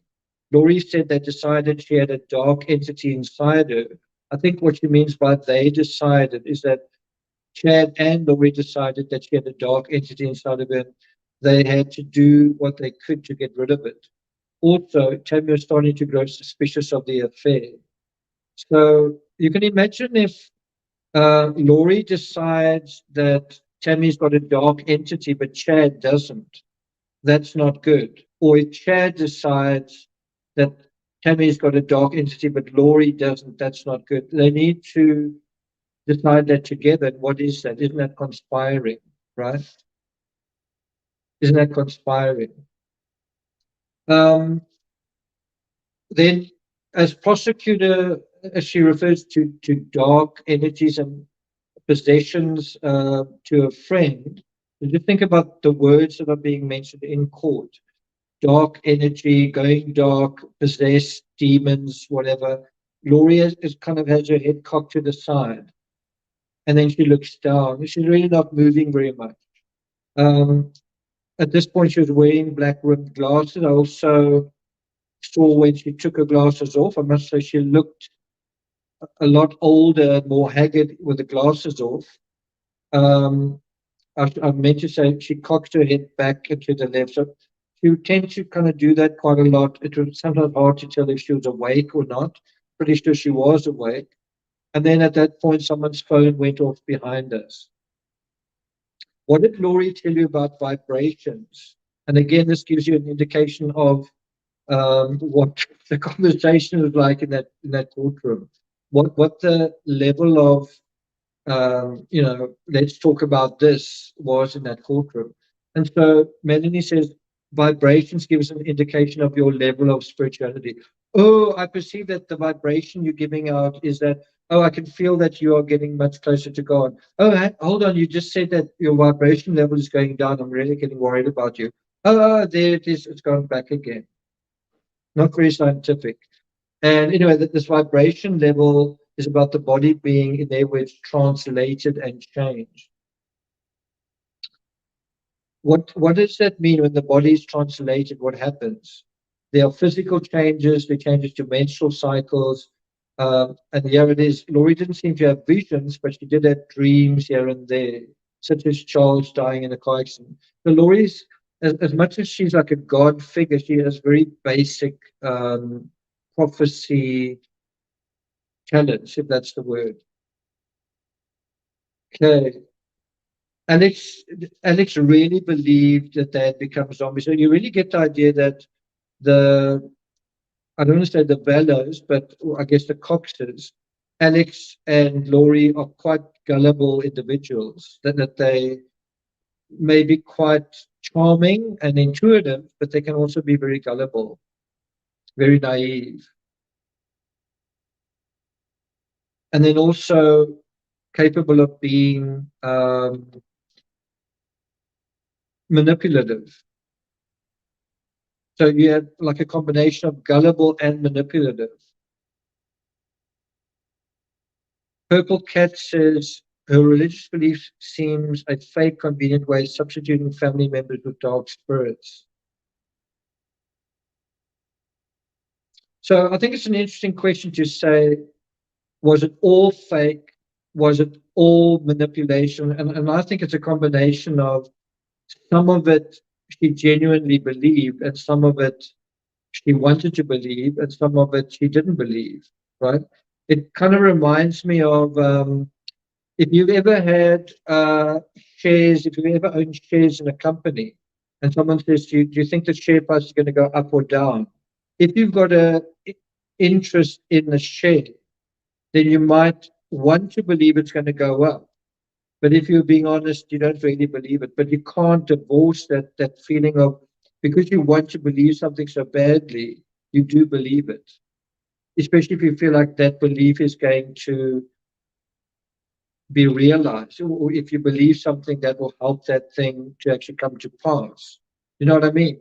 And so when you have a vested interest in beliefs, it's hard to think about them in a I don't want to say scientific way, but in a way that is real, I guess is the word.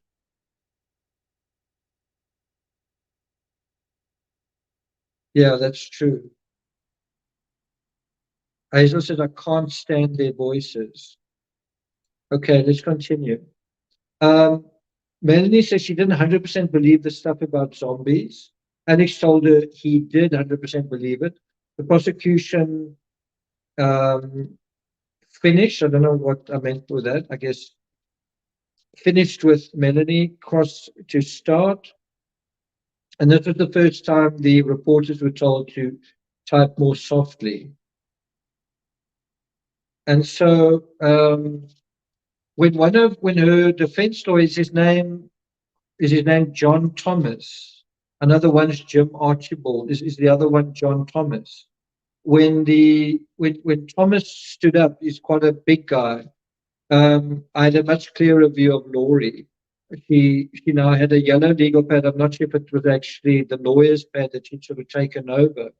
But at this point, she now turned even more to Jim Archibald, so that she really had her back kind of towards me. And she seemed to be looking at Melanie now that her lawyer was questioning her. So while the prosecutor's talking to her, no, that's not true. No, I don't really care about that. No, this is boring. But when her lawyer is talking, oh, this is really interesting. Oh, that's true.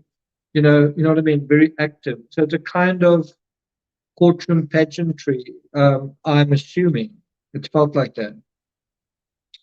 Thomas, yeah.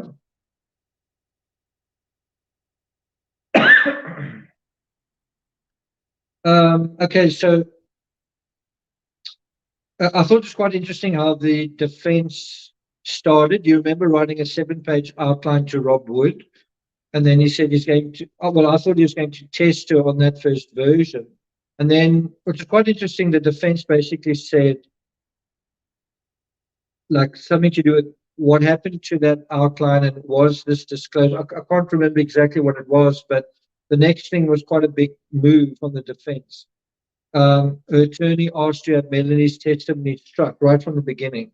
And so it's kind of like a jolt to the jury. Everything you've just heard is nonsense and it's bullshit and whatever. And so the prosecutor pops up and demands a sidebar. And so the whole momentum that had developed, all of the talk, and getting this now suddenly there's a long recess.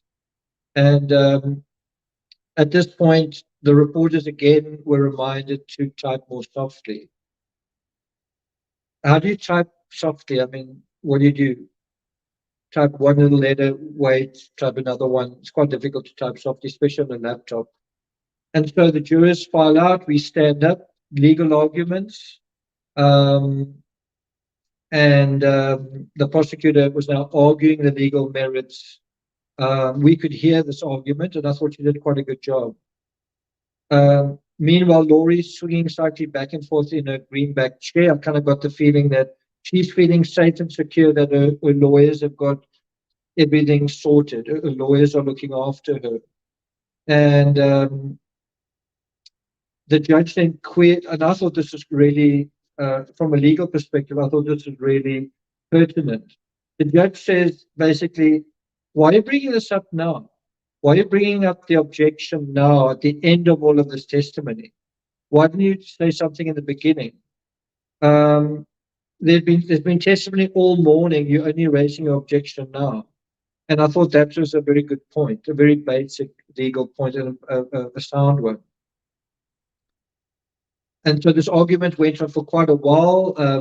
Melanie was patiently sitting, looking at the judge not going with the defense motion. And so this was quite an interesting moment where Melanie's not testifying. Melanie's not needing to do anything.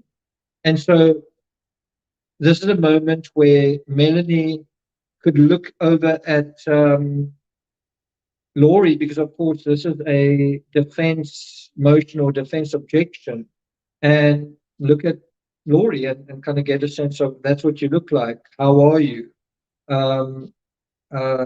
You know, give her a little nod or a smirk or whatever. Also a chance for Laurie to look at Melanie and maybe, you know, not to give her the finger, but basically whatever, have some kind of look at her, right? And so I was just trying to get a sense of their dynamic in this moment, in the sort of space where you're in a bit of a legal limbo. And so it was interesting that Melanie didn't look at the gallery. You kind of got the idea that Melanie felt uncomfortable with this whole situation. She doesn't want to be in the limelight.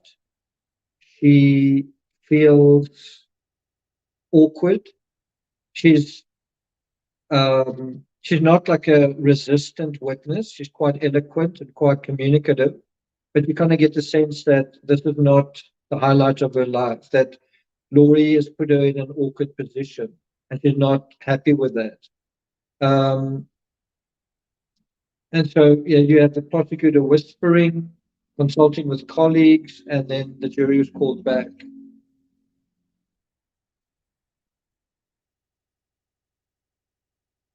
Terry says, I'm more impressed with Judge Boyce than I thought I would be. I'd like to know what Nick thought in person. Yeah, I found him very fair. I found him quite good humored. I mean, phones went off 3 times and, you know, he wasn't nasty about it. He was firm without being unpleasant. I did get the sense was my own personal feeling. I did get the sense that he seemed to favor the prosecution, and I would have as well.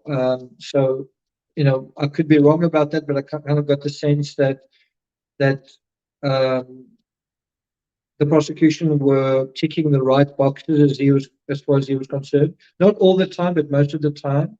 Whereas the defense were scrambling, a little less prepared, a little less sharp, but not, sometimes they did raise valid points. Padlock says, I hope you're going to cover the rest of the trial. This is great. I'm probably not going to cover the rest of the trial. I'll probably cover the trial next week, and then I'm going to leave. It depends. I might stay on longer, but I'm not in America to just cover trials. I'm yet to kind of have an adventure to get to know the inside and outside of the courtroom. I may come back later on in the last 2 or 3 weeks of a trial, who knows. The other thing is, part of this whole thing was an experiment to see, part of me coming and dealing with this case was an experiment to see how you guys would react. Like, would you like to see someone, that normally covers a case from South Africa? Would you like to see them in the courtroom, almost like shoulder to shoulder with Nate Eaton or Brian Enton or whatever? And the answer seems to be no. The answer, there's 330 people in chat right now.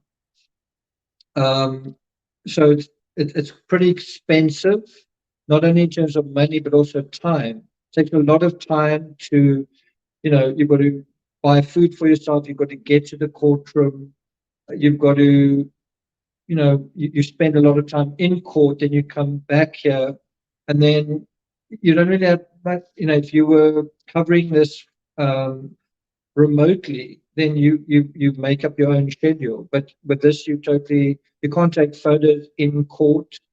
So it's kind of it was kind of an experiment just to see how you guys would respond to the effort to come and do this in person. Might be too early to say that it's not what's the word, that it's not, I don't want to say successful. It's not wanted or not needed or whatever it is. Might be too early to say that.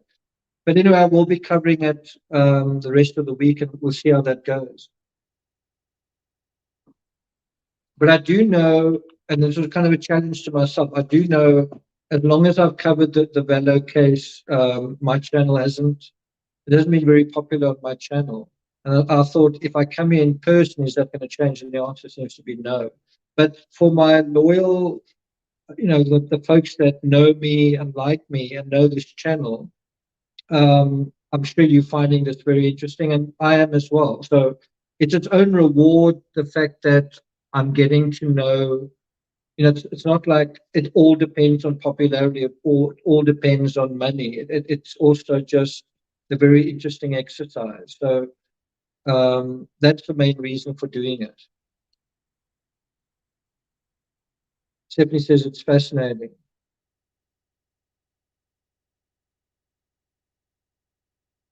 Paige says, I'll be forever spoiled by having you cover a trial in the courtroom. Thanks, guys. Okay, so let's continue.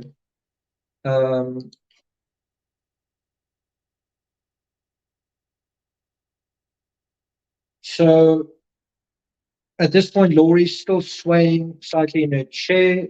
This is known as self-soothing. Some people bite their nails, fiddle with their hair. I will sometimes stroke my beard, but it's a kind of way that you deal with anxiety or uncertainty. And so Laurie was doing that. And if you think about it, almost like a baby, a baby rocked in a chair. And so Laurie, for quite a long time, she was sitting in a chair that sort of swivels, and she was just sort of slightly rocking in a chair for quite a lot of the time. Sometimes with her head like that, kind of going like this. And if you think about it, that may speak more about who Laurie really is, almost like someone who never grew up, someone who's basically naive, someone who's in a way, still a little girl, someone with a very simple and maybe simplistic approach to life and the world and to herself. Anyway, all rise, and then while we were standing, I actually saw Larry Woodcock. He also looked like he'd aged quite a bit, grey hair and a ponytail. I later saw Kay as well. And I must say, when you see them again, you get a heightened sense that there are real people in the story, their lives continue, and they've lost real people, and they, we are touched by the story. Can you imagine how much they are? And so, anyway, at this point, Laurie was scribbling notes. I thought her hand was quite small. I sort of noticed that she had quite a small little hand. Laurie makes a note, pushes the pad towards her lawyer. The lawyer, that is, I think it's John Thomas, questions the depth of Melanie's friendship with Laurie. All of that is geared to undermining Melanie's testimony, to say, you don't really know Laurie, and so whatever you thought is an assumption that's not really true because you don't really know her. So it's trying to undermine it. Melanie says they met in 2018 and became instant friends. So it's actually quite a good point. Melanie wasn't like a lifetime friend of Laurie, and it does actually make you wonder, did Laurie have a lot of friends? If Laurie didn't have a lot of friends, why? Why didn't she?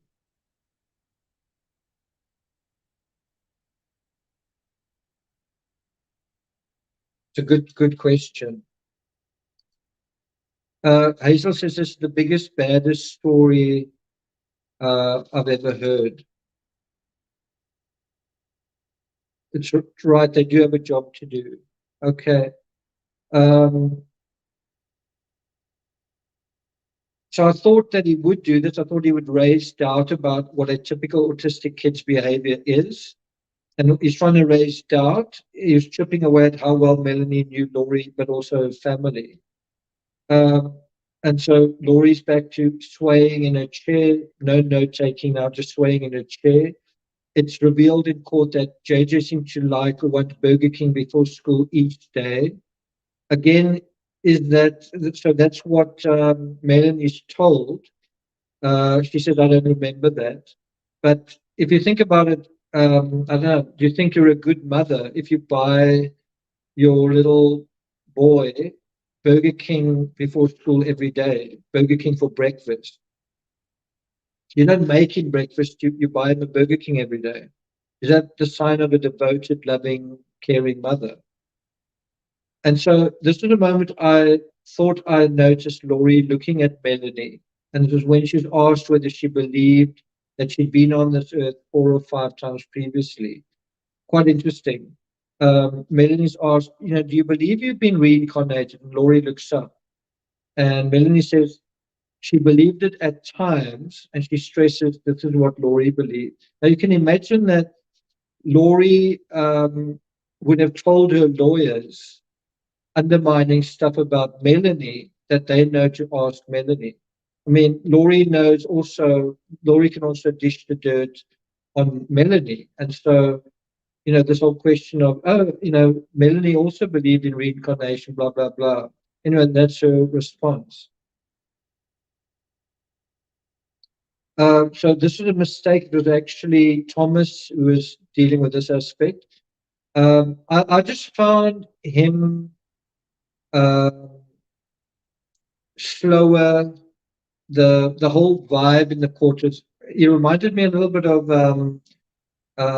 can't remember his name now. Who was Jody Arias' attorney? Used to know his name so well, but he reminded me a bit of him. He spoke quite slowly. He seemed a little less certain, a little less effective in just the way that he spoke than Blake.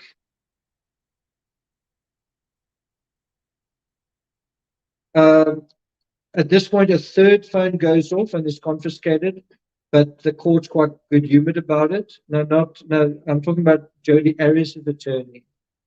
The lawyer asked whether it was an affair or just a hookup. At those words, a few people gasp and chuckle. Now, was this really an affair? Was it really adultery or just a hookup? And weren't a few of you having hookups that weekend? Weren't you with a guy called David, right? Laurie's quite alert and attentive now as her lawyer asks her former friend about her marriage in front of Maroney.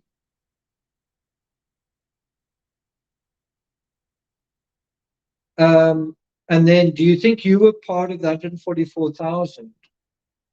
She says, I wasn't sure. They tried to convince me. Kirk Nermi, that's it. Thanks, Linda. So, John Thomas reminded me a little of Kirk Nermi.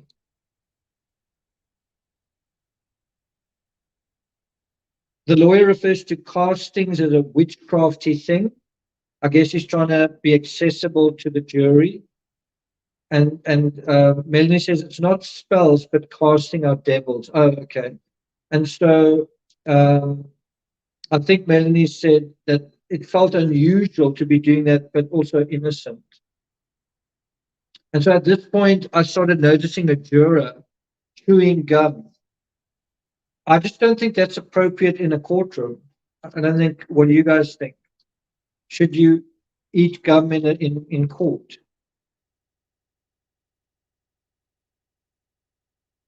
Laurie continues to sway slightly to and fro in her chair, head drops slightly to one side. And then Thomas says, let's talk about zombies.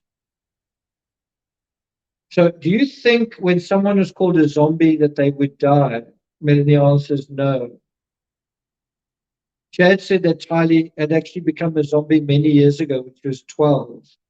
In his previous life, zombie Brandon Boudreau was part of some Hitler operation. So it's not only the good people that had previous life, also the bad people. So you can say, you know what, there's not really, I mean, think about the contraband here. You can say, there's not actually evidence. You can't really see that this guy's a bad seed, but guess what?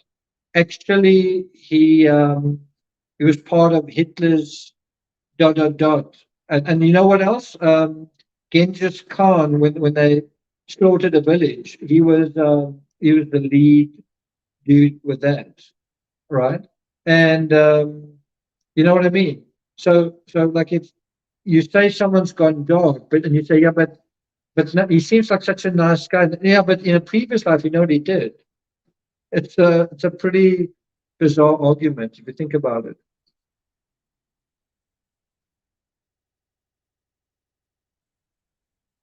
And so I think at this point it was sort of a time for the recess and my long-awaited visit to the restroom. And we got a long lecture on phone etiquette. Be respectful. Thanks a lot, Liesel. Well, I will be back next year, so it's not going to be the last time. House of Solomon says, if I was a juror, I would sneak my tiny nicotine mints on the down low. Okay. Thanks, Liesel. Yeah, maybe he's a smoker.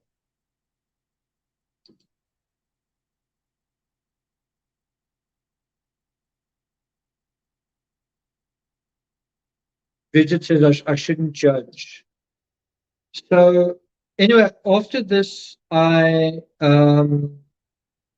went to the restroom and so did Larry Woodcock. In fact, I walked in just in front of him and I kind of held the door for him. He's sort of walking with a walking stick.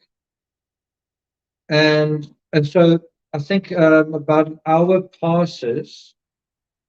I think this is after lunch. Is it? Yeah, it is. So I actually didn't go and have lunch. I basically went and took a photo of this building. I don't have it on here, do I?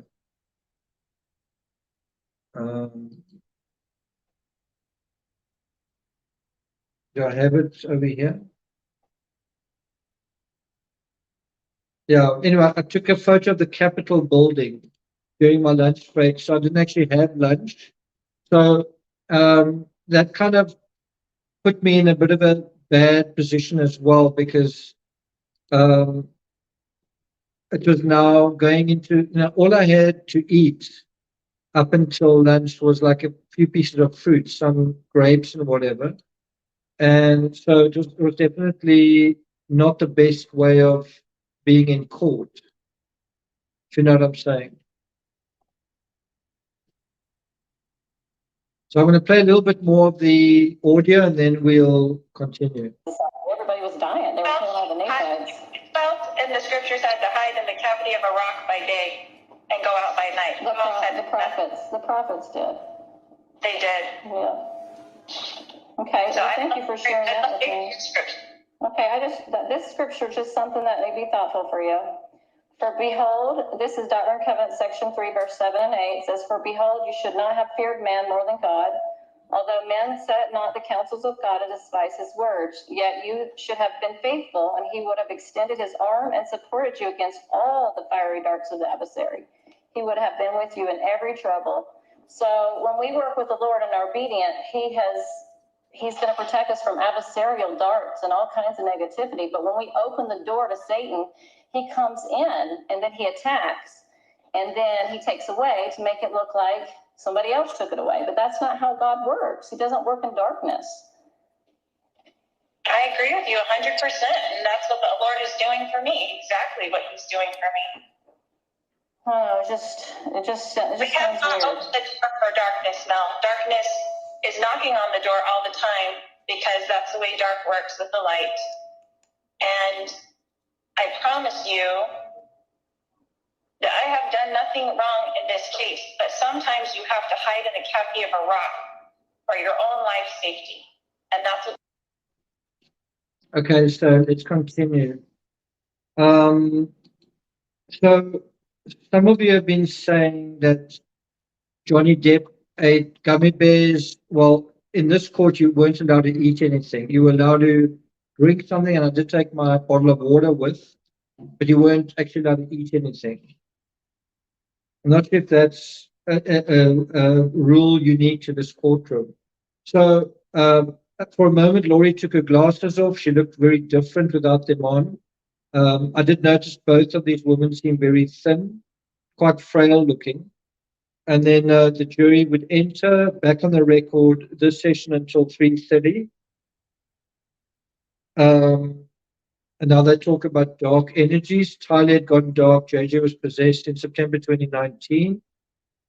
This I found really interesting. I don't think it's something I'd never heard before, but it is interesting that Tylee and Melanie didn't get along. So bear in mind, so let me ask the following question. I think I'm going to type it out here. Who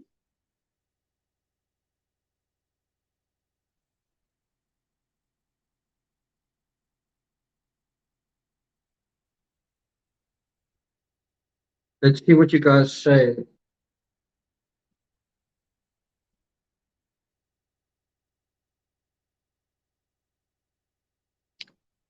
Joe Huck, good to see you.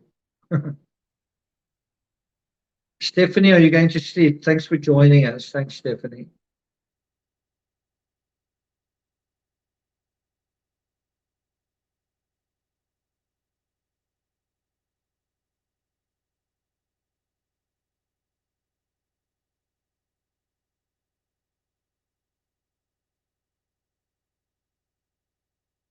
So you're right, Tylee was killed first.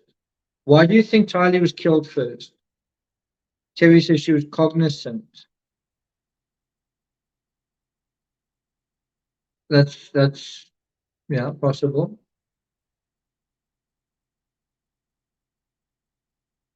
Also possible. Bear in mind that JJ is probably what's maybe a good argument. What was JJ not more work to look after? remember JJ's autistic, so does he really know what's going on? Whereas compare that to Tylee. That could be one of the reasons as well. Yeah.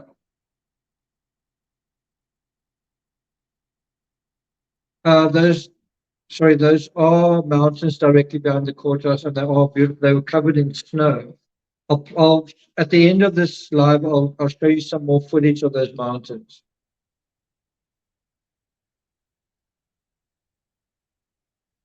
So you can imagine if JJ died first, Tylee would be like, what the hell happened to JJ? Where's JJ? Whereas if Tylee disappears, JJ might be told she's at college or she's somewhere, and JJ might accept that, right? That's a good point. But the other side of it, which I think is quite interesting, and I don't think it's the sole reason, but it's this idea that if Tylee and Melanie didn't get along, right, and Tylee disappeared, would Melanie really care? Would Melanie really be bothered by that, right? So if Tylee disappears and Melanie doesn't really like Tylee, is she really going to kick up a fuss? And so Melanie says that Tylee would roll her eyes and look away when she saw Melanie. Melanie says she once tried to brush Tylee's hair off her shoulder, and Tylee didn't like that. She didn't want her to touch her.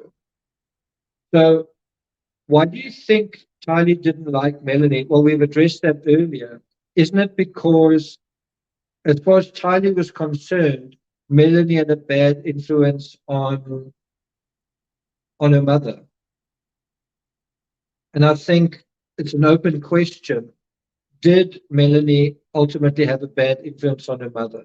Not to say everything's Melanie's fault, but where did that doctrine ultimately take Laurie? And so at this point, Laurie's taking notes. Jim Archibald looking on, he smiles at the note that she's taken. And now there's a discussion, why didn't Chad just get divorced?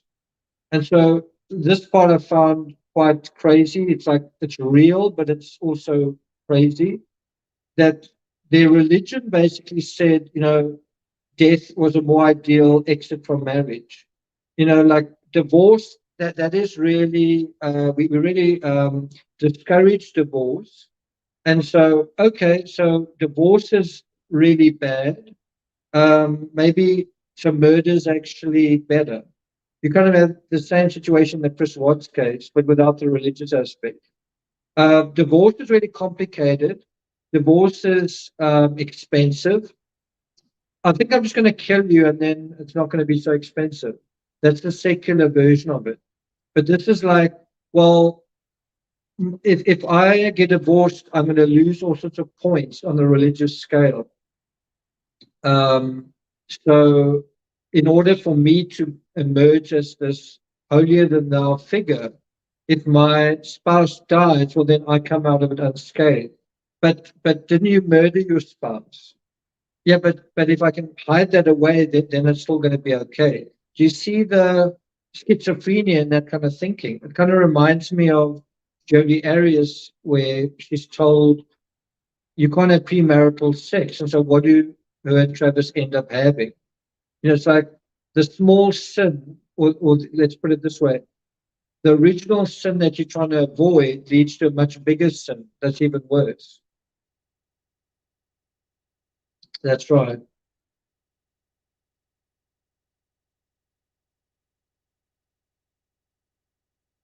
What does Linda say? That's true.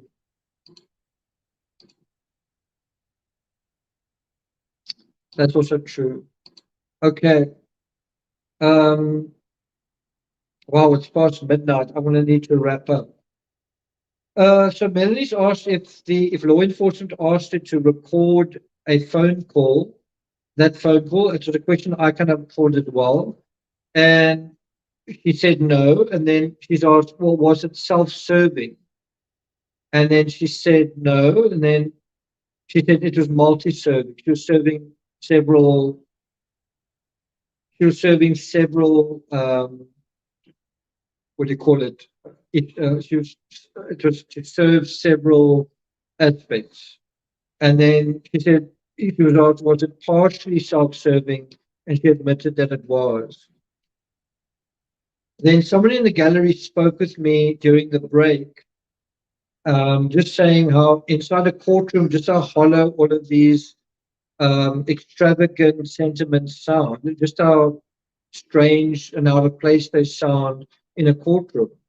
And so you kind of get the sense that where there's an echo chamber where everyone is saying, the right things, amen, hallelujah, whatever it is, it all seems totally normal, but in this space, it seems really bizarre. And that's why you need sometimes to use critical thinking to ask, if I was in a different context, would this also make sense? Thanks a lot, Mel. Ison, good to see you. I hope that rocket launch was good. Okay. Laurie quickly squiggling notes as Melanie describes energy realms, vibrations. And while I was watching this, I was wondering, I wonder if Laurie's beliefs has changed much, if they changed at all. Will they ever change? And so the defense concludes their cross talking about Laurie's brother. And this is what Melanie said to Alex. This is quite a big moment. Do I want to know what happened to JJ? And Alex told her, no, you don't want to know. And so what that reveals is that Melanie seemed to know quite a lot at that point. She seemed to know that Alex had done something. She seemed to know that something had happened to JJ, and seemed to know that knowledge of what had happened could put her in danger. That's quite a lot, right? And Alex then says, no, you don't, meaning that he actually does know what happened, and he did, didn't he? Redirect. Did you observe Tylee being disrespectful to her mom? Yes. I also thought it was interesting, if you're going to make the argument that Melanie wasn't really that close to Laurie, well, she actually went to see Laurie in Hawaii. And that was to establish just how close they were as friends, right? Also, this is where I thought it was quite interesting, but the defense said she was straying from the topic. JJ had a service dog. Did it go with to Idaho? Now, I think what could have been quite interesting with this is what happened to the dog? How come the dog is somewhere and JJ is somewhere else? Isn't that a sign of something? But the defense objects, saying this is straying beyond the scope, and that was sustained. So that was a rare little minor victory for the defense. Melanie recorded the call because she was afraid Chad and Laurie would falsely accuse her, and also wanted to find JJ. Had you ever heard the term zombie before in the way Laurie explained it? No. If Chad and Laurie wanted someone gone, they were classified as a zombie? Yes. Did you start to notice the pattern? Yes. So that was the end of that. And this part I thought was quite huge. This is one of the things you get in the courtroom that nobody else sees or knows. So let me explain it like this. Where I'm sitting in the court, I'm 2 individuals away from the aisle. I'm on the, as you're looking forward, I'm on the left side of the court. Melanie, so Laurie's directly in front of me. Laurie's on the right side. I'm sorry, Melanie's on the right side on the witness stand. The jury's even further to the right. So in order to leave the courtroom, Melanie's got to exit the witness stand, walk in my direction, but also Laurie's direction, to get to the center of the gallery, and then exit through the door, which is situated in the middle of the courtroom, right? So do you see what I'm saying? When Melanie is done with her testimony, she's got to get out of the witness, or she's got to get out of the sort of witness box and walk in our direction before turning to go straight out the door, right? And so what I noticed was that just as she was about to change direction from our direction to the door, I caught her flash a quick glance at Laurie as she walked off.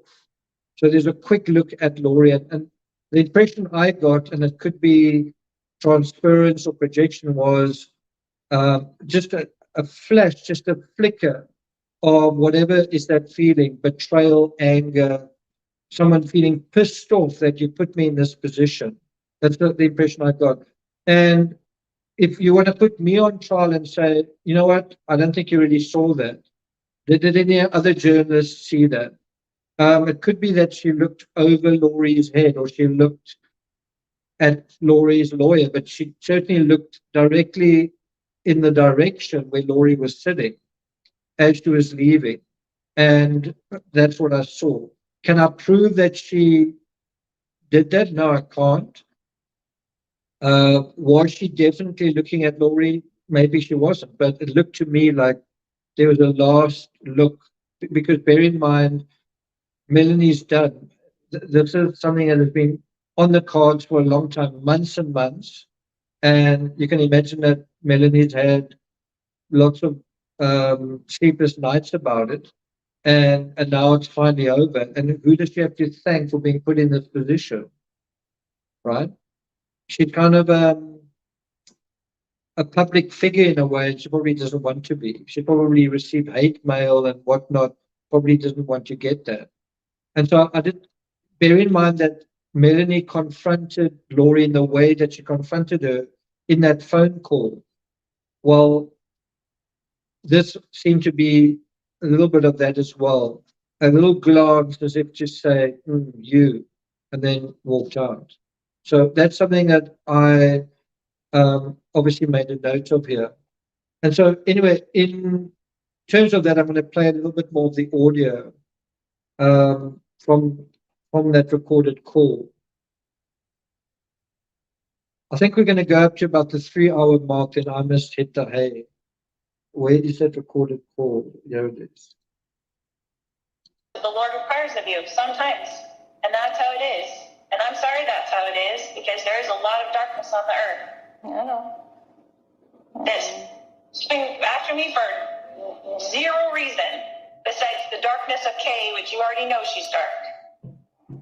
I haven't met her enough to know if she is dark or not. I've just met her slightly, and she seemed like a normal kind of person, but then I haven't engaged with her that much, so I don't know that personally.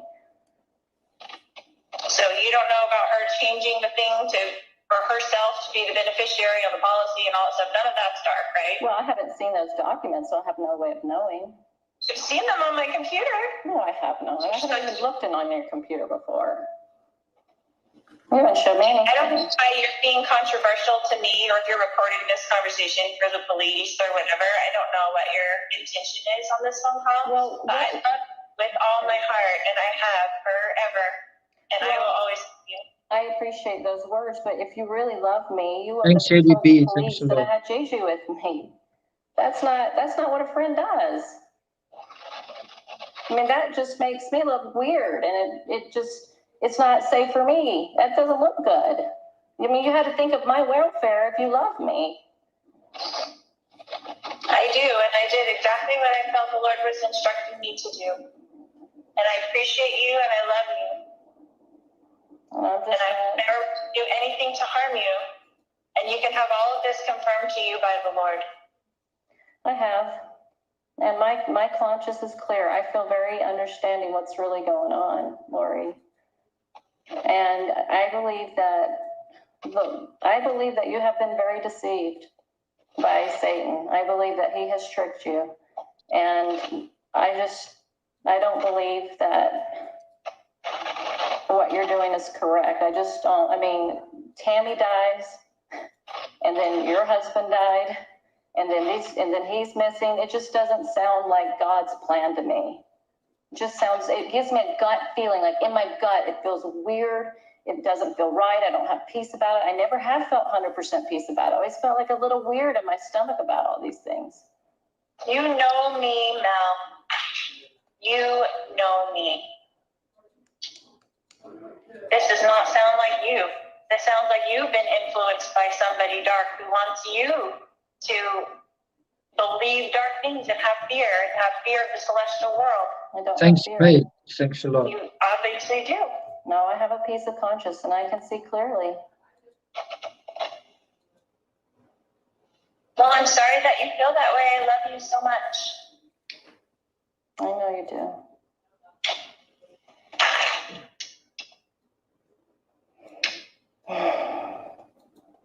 I don't know what else to say. Stand Christ when he comes again, and he's coming soon, and we will all stand there, and you will know at that point that he has supported me and has supported me the whole time, and I have not been deceived. I just want to testify that I know Tammy and the conspiracy theories. My sister-in-law's right behind it all, and I hope that you're not being influenced by that dark team. I don't know who she is. I'm sorry, you said your sister-in-law? I don't even know her. Oh, I know, but she's coming up with the same type of theories. And it's just not true. My own children were there. They testified that Tammy had been getting weaker and sick, and I begged her to go to the doctor. Her heart was failing her. She was physically falling apart, but she hates doctors, and she just passed away. Not quite sure what I did there. People remember heartwarming ads. Anyway, so thanks a lot, Peg, for that.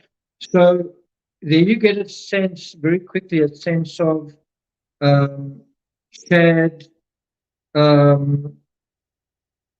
speaking up for himself. And is he being honest when he says, oh, you know what, Tammy was very sick and Tammy had heart problems and all that kind of thing. Well, the autopsy, the toxicology and all of that showed that she wasn't sick. She was on antidepressants. She was, you're right, but she was otherwise a healthy person. And then he said she just passed away. No, she didn't. She didn't just pass away. So anyway, Terry says, are you glad you weren't in court yesterday?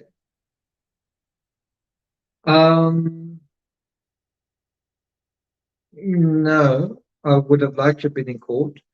If you make it in tomorrow, what will you do differently? Well, I'll probably go for lunch. I'll probably also go to a bicycle shop that's diagonally opposite and see if I can perhaps buy a bicycle. Probably won't, but who knows?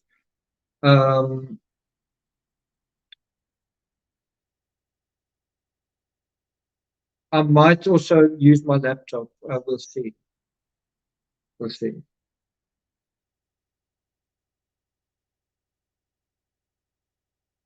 Yeah, that's a really good point. That well done, Helena. Tammy was actually training for a marathon. She was a runner, so I really don't think there's anything wrong with her heart, right? So Chad's, do you think he's this nice, chubby teddy bear type that he seems to be pretending to be? Oh, with the graphic photos. I don't know. I think it's important to see that sort of thing. I'm really glad that I did get to hear certain recordings that I hadn't heard before. So anything that I can see that I haven't seen before is definitely useful. It is rough. Yeah. Did you notice in that clip that I played, Kay and Larry shaking their heads when Chad was talking about Tammy's failing health? Did you notice that? It's absolutely the appropriate way to respond, right? Ison says this is wild to hear again years down the road. It is. Okay, so let's continue. Go back to that. Okay, The next witness is Detective Duncan. I'm going to try and wrap this up. He's dressed in a grey suit, well-spoken. He responded to the Charles VALLOW shooting. I thought he was going to talk about Laurie's demeanor, but he didn't. I don't know if that'll be dealt with next time. Laurie's accused of conspiring to murder JJ, Tylee, and Tammy, but not her ex-husband Charles. It does make one wonder, should she have been? Charles had been bleeding to the webbing of his left hand. Was that a defensive wound? Blake asked Duncan if he'd ever seen a scene like this, a shooting scene with so little blood. No, he was shot twice in the chest, officially. Also, I've said the same thing about the Oscar Pistorius case. Why was there so little blood? There's a lot of blood, but why actually so little?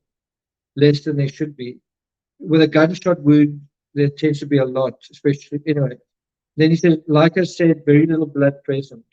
And so the question is raised, if someone cleaned up the blood, I wonder who that was. Was it Laurie? Was it Tylee? Was it Alex? Did somebody know that blood was cleaned up? Were rags thrown in the washing machine? There was also a bullet wound to Charles's upper back. Was he shot once in the back or twice in the chest? Was an exit wound? I found it a bit lazy or a little unfortunate that they didn't confirm this one way or the other. Because I'm sure the autopsy would be able to confirm that. When CPR is performed, there's a lot more blood. I think Alex claimed that he performed CPR, but the lack of blood is not consistent with CPR. Did he lie? What do you guys think? Well, I said, we've got a heat wave. Okay. Interestingly, Charles had abrasions to his knees. And so there's also an interesting aspect was blood found elsewhere on a faucet in the kitchen. So Alex admitted that he washed his hands. It was probably Charles's blood on his hands. And so you see, once again, watching up going on in the middle of a crime scene. Would that or should that be the first thing you think about? When Ali cleaned the blood off the floor, they found an indentation in the wood where the body was lying. This was consistent with Charles being shot from above while lying prone on the floor. Hence, not very self-defensively, defensive. It wasn't like a self-defense type scenario. If you're lying on the ground and you get shot a second time. I mean, what kind of threat are you posing lying injured on the ground? They found on Charles's phone that Laurie had called him a dark spirit, and there were also accusations of infidelity. I think Laurie accused him of infidelity. Of course, what was she doing? Has anyone noticed, is Laurie wearing a ring? So I'm going to be looking out for that tomorrow. If I'm in court, I'm going to be looking out for whether she's still wearing a ring. Thanks very much. You've been very generous, Alina. I really appreciate that. Thanks so much. Okay. Chair Daybell, this was really fascinating. This ended the whole thing on a really fascinating note. Chair Daybell calling a cemetery or a mortuary. I think this is actually following Charles's death. So that's actually a mistake. John Pryor, sitting in front of me, seemed very interested in this testimony. And so Charles gets straight to the point. Sorry, Chad gets straight to the point. He says, we really don't want anything but a cremation. And I was quite confused. So I was like, why are you saying you're calling on behalf, you the nephew, calling on behalf of your uncle, John Daybell, right? So this can't be about Tammy.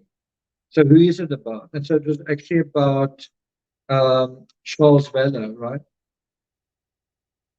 Cremation, $1,695. Chad wanted to know about that. And it was placed on the evening of Charles's death. So he wanted to make sure that there was no evidence really in terms of that. Well, that's a question really. Is that why he wanted a cremation?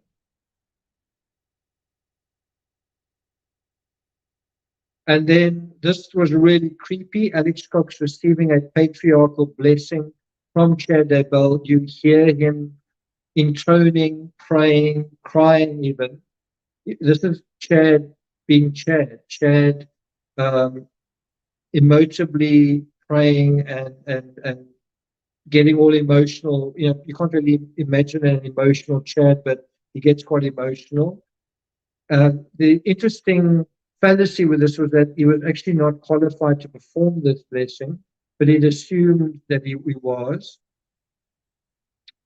I must say, Chad's voice sounded quite hypnotic when he did this. I was even getting kind of caught up into it. You know, there's something soothing about the way he spoke. Very basic, but also quite soothing. He talks also about moving through time. You hear someone sniffling. It sounded like Alex. Laurie's in the background, not saying anything in terms of the recording. Chad refers to great warriors that are needed. So Alex is being told that he's a great hero and that God recognizes him and the world soon will as well. And so you've got the situation where someone's calling him a protector and a defender and a brother to other men or whatever. Meanwhile, wasn't he actually the opposite? Was he a protector or a killer? Was he a defender or a destroyer? Was he a visionary or an idiot? And so all of this amounted to kind of a spiritual pat on the back. Well done for doing God's work. You're going to get your naughty badge, blah, blah, blah. And so I was sitting there looking at John Pryor right in front of me thinking, jeepers, this isn't a good look for Chad. This is incredible that you've got this recording of Chad in action, effectively, right?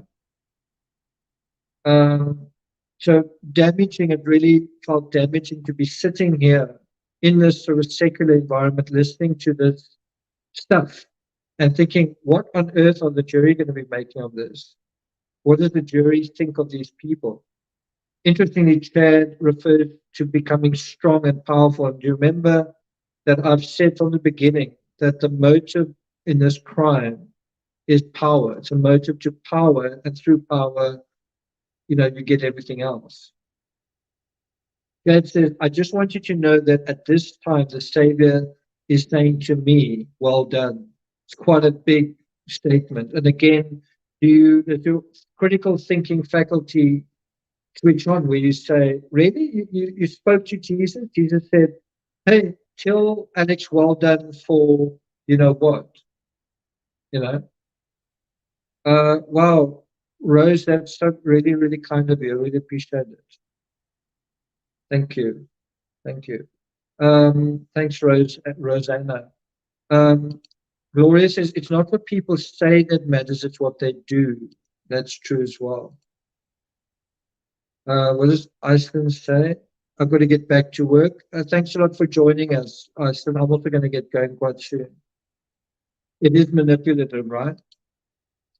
And then I'm almost at the end. These are Chad's words. He says, you will be known throughout the world for your good-heartedness. This is what he's saying to Alex.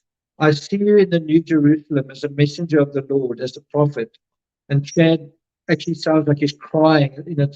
Wow, God is doing such incredible things for you. It's so heartbreakingly beautiful. Alex also sniffles. Well, I'm this incredible hero. That's really meaningful. And he said, you're going to raise the vibrations of other people. I mean, it's basically saying you're going to do something incredible, but there's not really going to be any proof of it.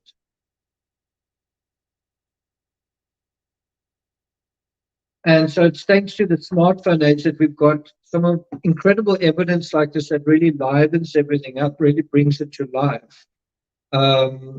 Because you have perpetrators themselves making these sort of recordings. Laurie, so while all of this is going on, I sort of glanced over to Laurie and she is doodling. She's definitely not writing notes. She's sort of, you can see she's kind of doing this, and there's sort of long arcs, and goodness knows what she was drawing. Maybe clouds or something.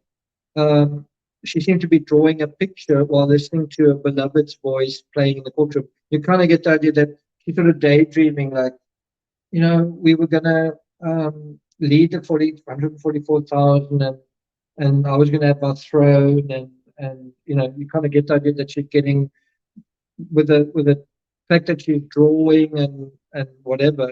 You kind of get the idea that she's being soothed back into that whole con job, right? So while Laurie's kind of like, I'm kind of thinking, sniff, sniff, blah, blah. This is really, do we have to listen to this kind of thing? Chad goes on to say, you'll be able to see into the past and into the future. So Alex is getting this dizzying array of powers because of his incredible work that he's doing, right? He said, you can have 9 angels assigned to you. I know you will stay faithful. And obviously, it's important to Chad that this guy who's done whatever he's done does stay faithful. And then he says, Ian saying, in the name of Jesus Christ, amen. And then there's the sound of a nose blowing into a tissue. I don't know if it's Chad doing that or Alex or both of them. And so this recording was made on November 24th, 2019. Did you know that Alex died in Arizona the same day Tammy was exhumed? Did you guys know that? And so that's the end of the court day. The jurors were told to avoid social media. And that was my first ever court day in an American court. And maybe tomorrow will be my second. And who knows what other trials I'll be covering. I really want to thank you guys for being here with me. It's really been nice, you guys being so interested and invested. If there even just 5 of you or 10 of you who care about this case, that's good enough for me. Obviously, I'd like people to be interested in it, but the fact that there are people who have paid this close attention is really, validating. So I really appreciate it. Fran says, thank you, great live. Thanks a lot for that. So I'm going to end off this live just by showing you a little bit more footage from today. And we'll just give you an idea where I am and what I'm seeing. So this is just some additional footage from the drive or from, just the kind of things that I'm seeing. What can I show you? This is a school bus that was passing in the neighborhood.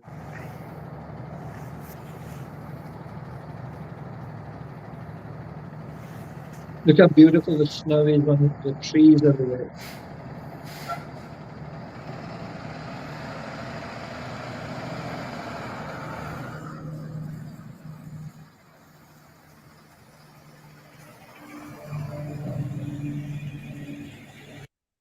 Shall I put it onto full screen? Let's play it one more time.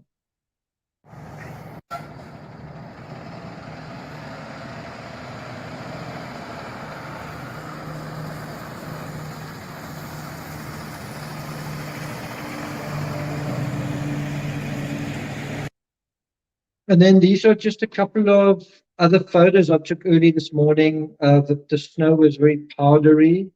It felt a lot like Christmas.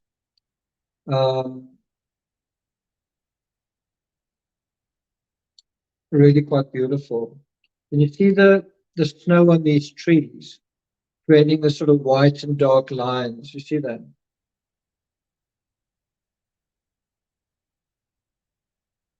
So that was the scene this morning.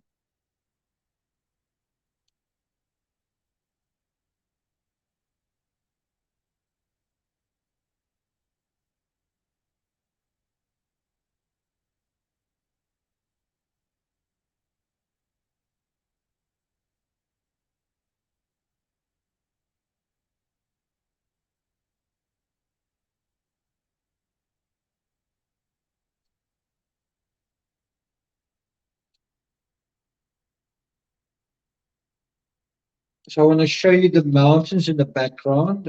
You see the mountains? You can't really see it there or there. Not quite sure where I've got the mountains in the background. Is it this one? Might be able to see them here. Wow. That's terrible. Well, I'm glad you're liking it so far.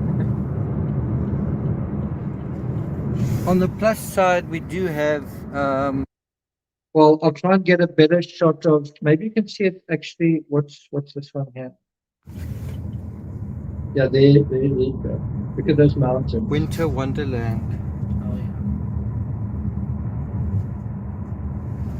It's pretty incredible. Isn't it? I mean, where I'm from, we don't really get snow, like at all. Yeah, yeah. How's that? Okay, so I hope you found this coverage worthwhile. I really want to thank you guys again just for being here, but also thanks a lot for those super chats. I really appreciate it. Well, Lorraine says it was 90 degrees in New York. It's amazing how America is like one part is one world. It's literally totally different. And another part is, it's like almost summer in one part, winter in another part. Really amazing. Incredible variety, right? Terry says, I'd love to hear Nick chatting with the locals. Sounds good. Okay, cool. So it's 20 to 1. I need to get some sleep. I'll try and do the live tomorrow earlier than I did today. I kind of arrived back home and just fell asleep on the couch for 2 or 3 hours. But probably I'll be able to come on live early. I'll try and do it like 5 o'clock local time. I'll see if I can do that. So watch this space.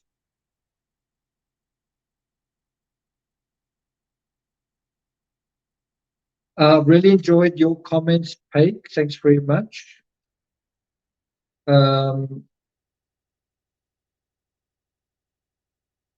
When you fly, you miss the subtitles. The subtleties, yes. Thanks a lot, Loris. I really appreciate that. Thank you.